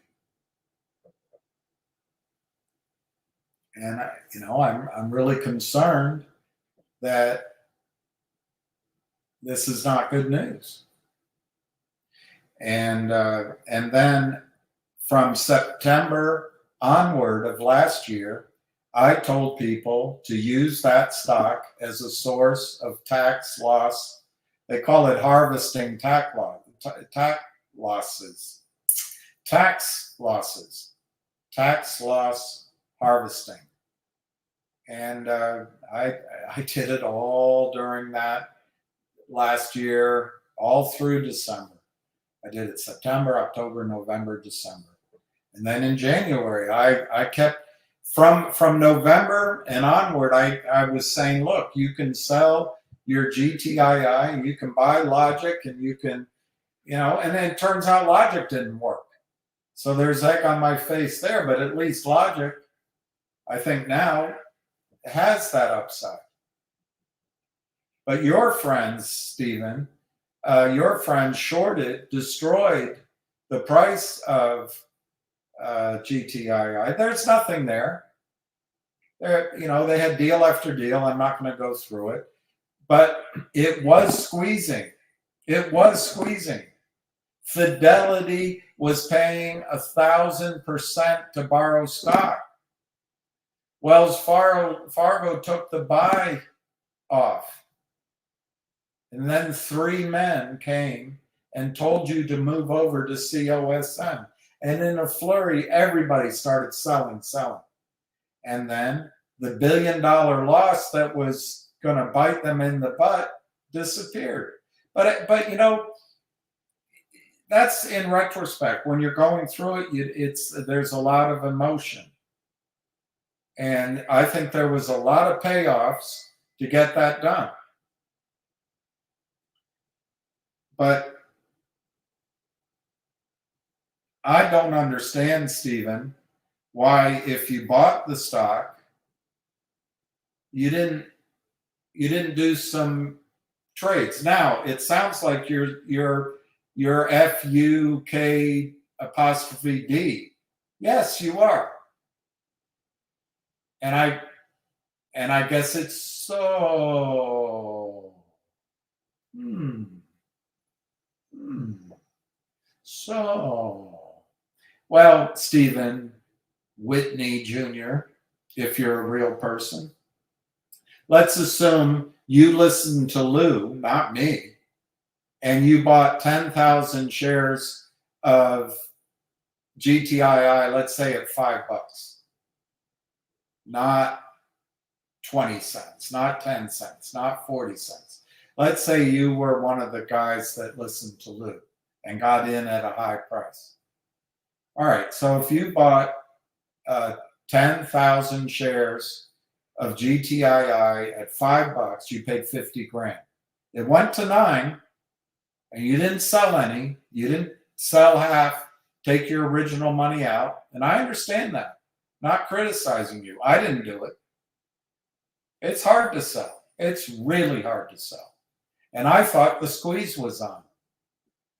But I wasn't smart enough to figure out that Lou, Frank, and Gus were working for the bad guys. Whether they knew it or not, I don't care. They've got families to pay for. I don't care. But they got everyone, they popped the bubble when that was squeezing. It was working. But you can't prove it for sure. But then it's a piece of shite company. There's nothing in it. It's still nothing in that company. And I've told you that, Stephen. If you've listened to me, people would come on, why are you talking about GTII? Why aren't you pushing it? And I didn't. I really thought it was going to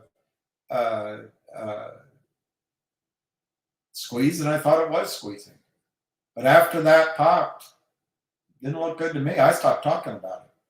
I talked about Finger, and sure enough, that next year, Finger had a heck of a run.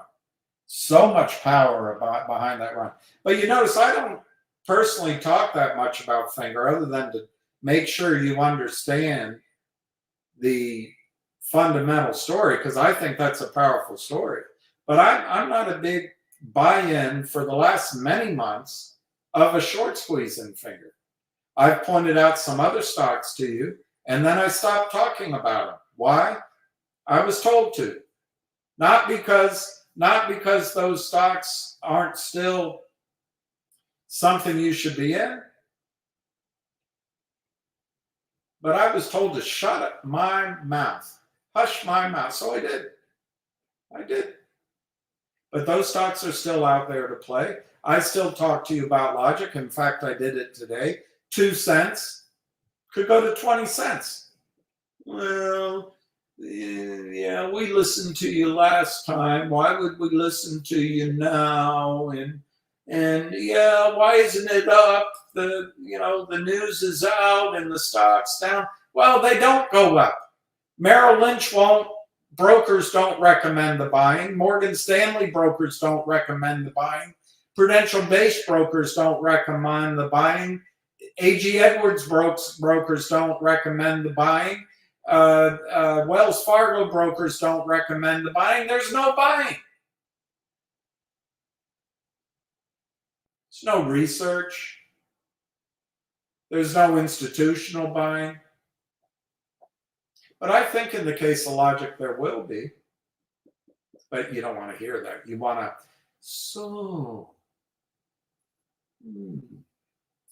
we're all FUK'd in GTII. So what? Where have you been? Are you Rip Van Winkle? Where have you been? So anyway, let's assume you bought 10,000 shares of GTII at $5. You lost 50 grand. You lost it. It's gone. Okay, so what can you do now? And you look like a guy that's probably voting for Kamala. I think Kamala is going to be our president. So whether you have long-term or short-term gains, they're all going to be taxed at 42% under the, well, it's 40%, 42%, and then you got to put on the Obama premium for Obamacare. And let's call it 45% at the highest bracket, federal. Okay? And then let's say you live in New York. You add another 10% for the city or the state. Let's just say you live somewhere where it's 10%, state and local. So you're going to pay 55% in taxes if you have profits trading. Instead of 55, let's just call it 50 cents because I can't do the arithmetic. We'll call it 50 cents. All right.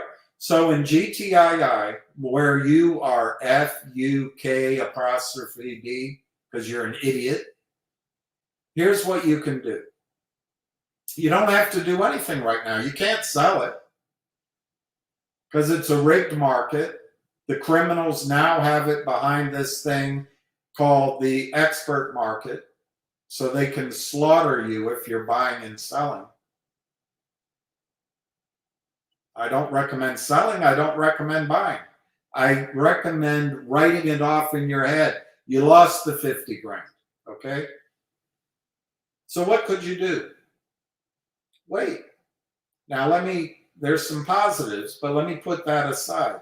You wait until December. You call up your financial advisor, you call up your accountant, and you ask her, can I write this off? I can't get a bid. I can't trade. It's been dead for many, many months. And she'll tell you, I think, yes, you can write it off.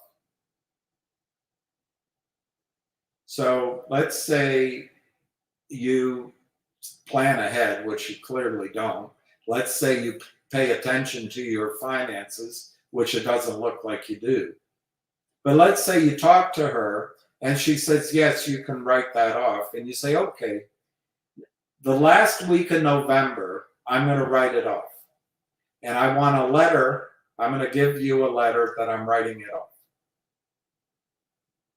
Or you can do it in December. It doesn't matter. But the reason I might do it in November is possibly the last week of December, you could buy it back while everyone else is selling it. If the good news happens. But let's set the good news aside. Let's just say you write GTII off this year to zero. You take a $50,000 loss on 10,000 shares. Check with your financial professional first. So you write off 50,000. Now let's say Stephen Whitney Jr. So,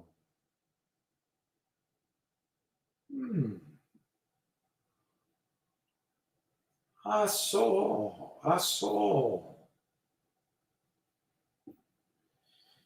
Let's say, I know you won't do it, but let's say you bought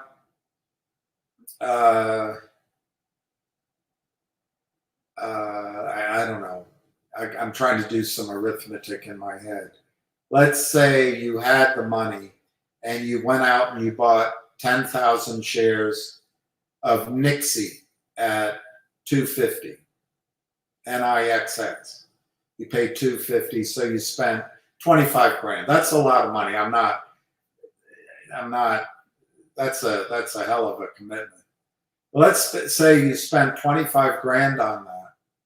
And because you're buying it because it looks like it broke out, you do a little homework on your own, and you notice that Recruiter.com filed their 10Q. You notice that they're changing their name. You notice that there's some things coming. You follow the stock chart, and NIXX looks like it's broken out, but now it's pulled back. Might be a time to establish a position. Let's use that as an example. You could use Logic as an example. You could use Finger as an example. You could use a couple of other stocks as an example. You might have your own. But let's, for sake of argument, say, and I know that's a big ask, but let's say you bought 10,000 shares of NIXX Monday morning at $250. I doubt you can buy that many, by the way. There's no volume anymore. But let's just use that as an example in a hypothetical. Okay? Next year, let's say the stock gets bought out at $30 next year, 1 year from now.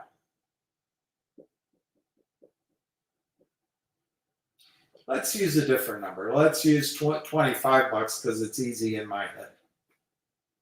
Well, 30's all right too because you paid $250. So let's say you made $20 a share. You didn't wait for the buyout. You made $20 profit a share on 10,000. You made $200,000 in profit. Let me adjust it again. Let's assume you got out sooner than that, and you only made $50,000 in profit. Let's say you sold your 10,000 shares at $750 this year or in January. So you made $50,000. All right, let's use that example. You bought 10,000 NIXX Monday morning. I don't think you'll be able to. And you sold it at $10 in November. So you made 50 grand profit. Now, under Kamala's plan, whether that's long-term or short-term, you're going to pay 50% of that to the government. So as soon as you make that $50,000 profit, 25 grand goes to the government, the 2 or 3 governments. And remember, that money's got to go to flying migrants in, not to rescuing Republican voters in North Carolina. That money has to go to giving jobs and welfare checks to people that don't speak English, but are of 20-year-old, 30-year-old age, males that come from all over the world. That money has to go fight the border for Ukraine. That money has to go and back up a sociopath, Benjamin Netanyahu. But anyway, let's not focus on where the money's going. So you get a $50,000 profit. 25 grand goes to the government. All right, Stephen Whitley Jr., if you're a real person. By writing off your GTII, which you could have done last year if you're listening to me, and you could have put it in a stock, and you'd still be down because Logic was destroyed by Aubrey Advisors, a D-SPAC. But it's still alive. These stocks are under attack. And no, I don't have the tools to fight that attack, just to try to see when they move. Anyway, so if you write off 50 grand and you make 50 grand, guess what? You can match off your 50 grand in losses, 1-for-1, against 50 grand in profit. So your $50,000 profit in my hypothetical on NIXX,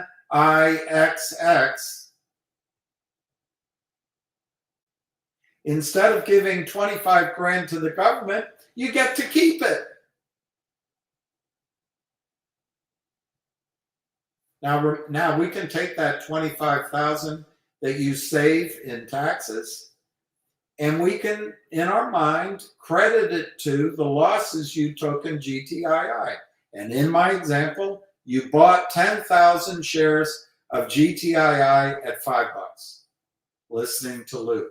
I never told anyone to buy that stock. After the first, the pennies, the first range. I'd have to check to see if I said at $1. I don't remember, but I certainly wasn't saying to buy it after it started running. But anyway,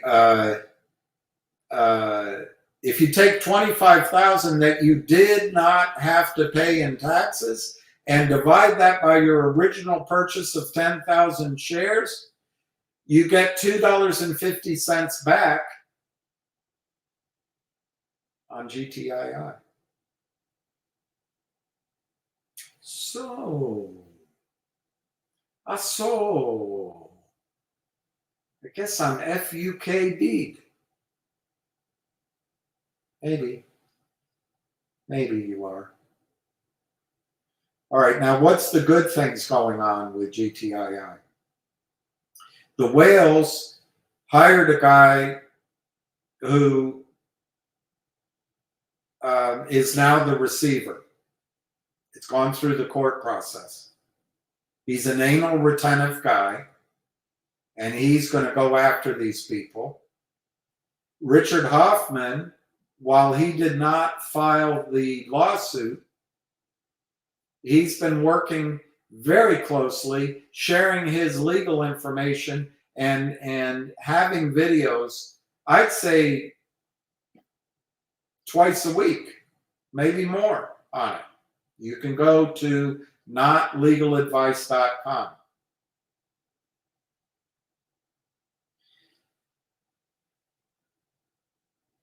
It looks like, and I know you haven't paid attention for a year because I guess you fly around the world and you've got other things to do. But it looks like some of the accusations are that management took money and shares and manipulated the stock price for self-enrichment. It's not good. So the receiver and the lawyers are going to go after that money. And there may be money coming back to shareholders. I wouldn't count on it, but there may be. There may be. But the receivership is, as I understand it, and I'm not a lawyer, is leaving the share structure in place. And there's several guys, one I know very closely that wants to bring in the Trento mining complex of deals. But there's other deals out there. I think one's AI, that's a buzzword. Other deals that want to come in to GTII and make it worth something. Personally, I don't buy that it'll ever squeeze, but it could. It could. But I don't buy it. But could it get to your $5 number that you paid? Yeah, maybe. So if you wrote it off this year, made money elsewhere, you get that benefit back on your taxes, and maybe you can reestablish your position 31 days after you write it off. You got to check with a professional, let's say by February 1 of next year, you reestablish your position for pennies, or you write it off on your taxes, but you don't sell the stock.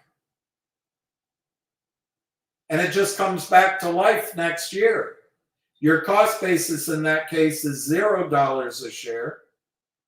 And you get the benefit of what happens next year if it goes to 2 or 5 or 9 again.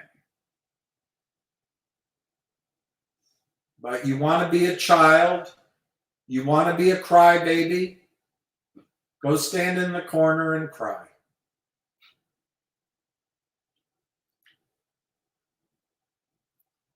Different people. The Great Awakening. Everything will. I like that pi squared. Imagine if Candace Owens is able to determine that Kamala Harris's grandmother is white, so that her father is, and I don't care about this, by the way. I hate all this description of people, but he would be white and Indian, which, if you look it up, Indians consider themselves Caucasian. Her mother's marriage certificate says that her mother is Caucasian. I don't know. It'll be interesting to see what happens. Yeah, she was the first Indian congresswoman. And she's a woman. You know, so far I haven't been that impressed that women, just because you're a woman, somehow makes you better than men. I would argue women and men are, I mean, they're the same. I don't see anything that has been outstanding about Samantha Powers or Victoria Nuland or there's one other I'm forgetting that's running the White House. Where one was and now running foreign policy. There's not much to show for our foreign policy. And then we got the guy Blinken, which was, I think, he was Joe Biden's chief of staff. He is a total lightweight. Total lightweight. I'm not impressed. But I wasn't impressed with Pompeo either, although I met him. I met Pompeo. Candace is a badass. Yeah, the lying, and someone said pi squared. If they tell you not to talk about something, if they tell you not to question it, that's where the lie is.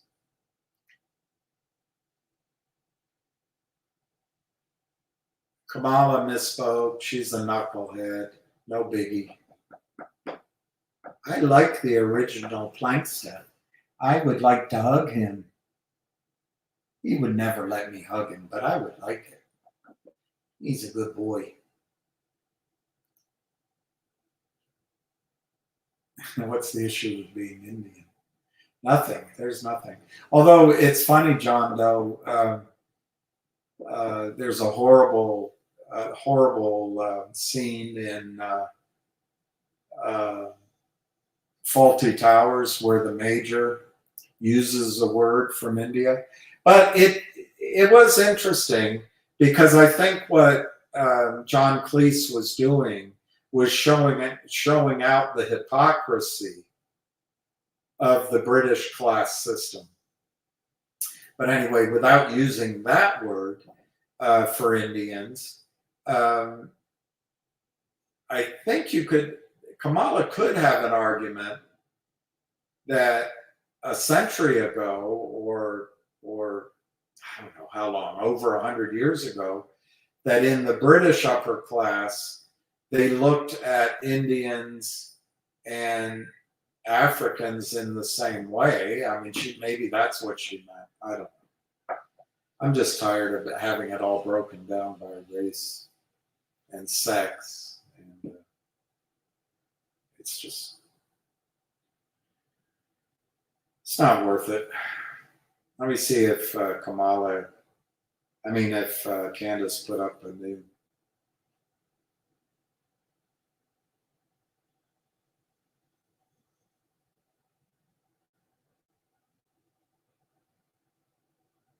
But you're bleak. Remember that scene in the one with Mel Gibson and what is that guy? He just died. That actor. Oh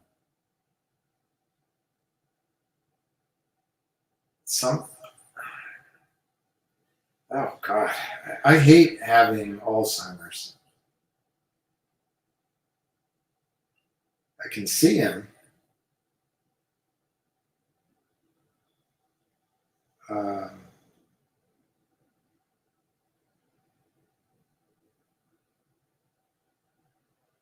There it is. Danny Glover in Lethal Weapon.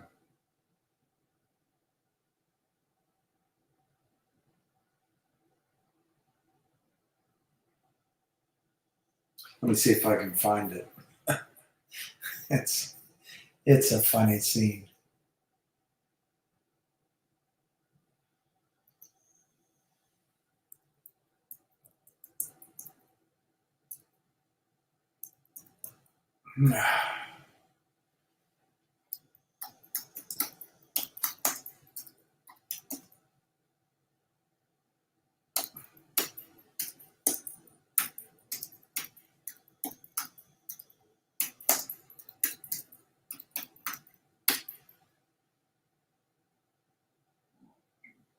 There it is. Let me stop it. Stop. Big, big, big. And start over. And then I've got to add to stage. Can I do that here? Maybe. Yes, I can. See, that's kind of cool.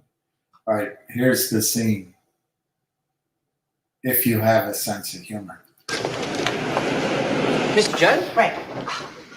Sit down, please. Well, what can I do for you today? Okay. I have this problem, this very delicate matter. I have a friend of mine who wants to immigrate to South Africa. Yes, of course. I can certainly help him do that. Oh, sure. But I want you to talk him out of it. Talk him out of it? Yeah. Whatever for? Well, you see, this is such a bad time for him to go to South Africa. I mean, with all the trouble and everything, okay? Look, why don't you ask your friend to come back later in the week? We can sit down. No, he's here. He's here. He's here? Yeah, he's here now. Where? Alphonse.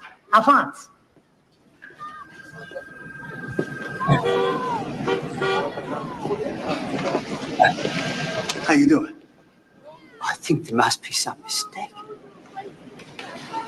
Say what? Sir, listen to your friend here. He knows what he's talking about. I don't think you really want to go to South Africa. Why not? Because you're black. You are. He is. Of course I'm black. That's why I want to go to South Africa. Okay. So, okay, look, the guy goes, but you're black. He's black. Started this shit with that. Yeah, all right. Enough comedy jokes. I'm going to sign out and see you guys probably next week. Peace to all the world.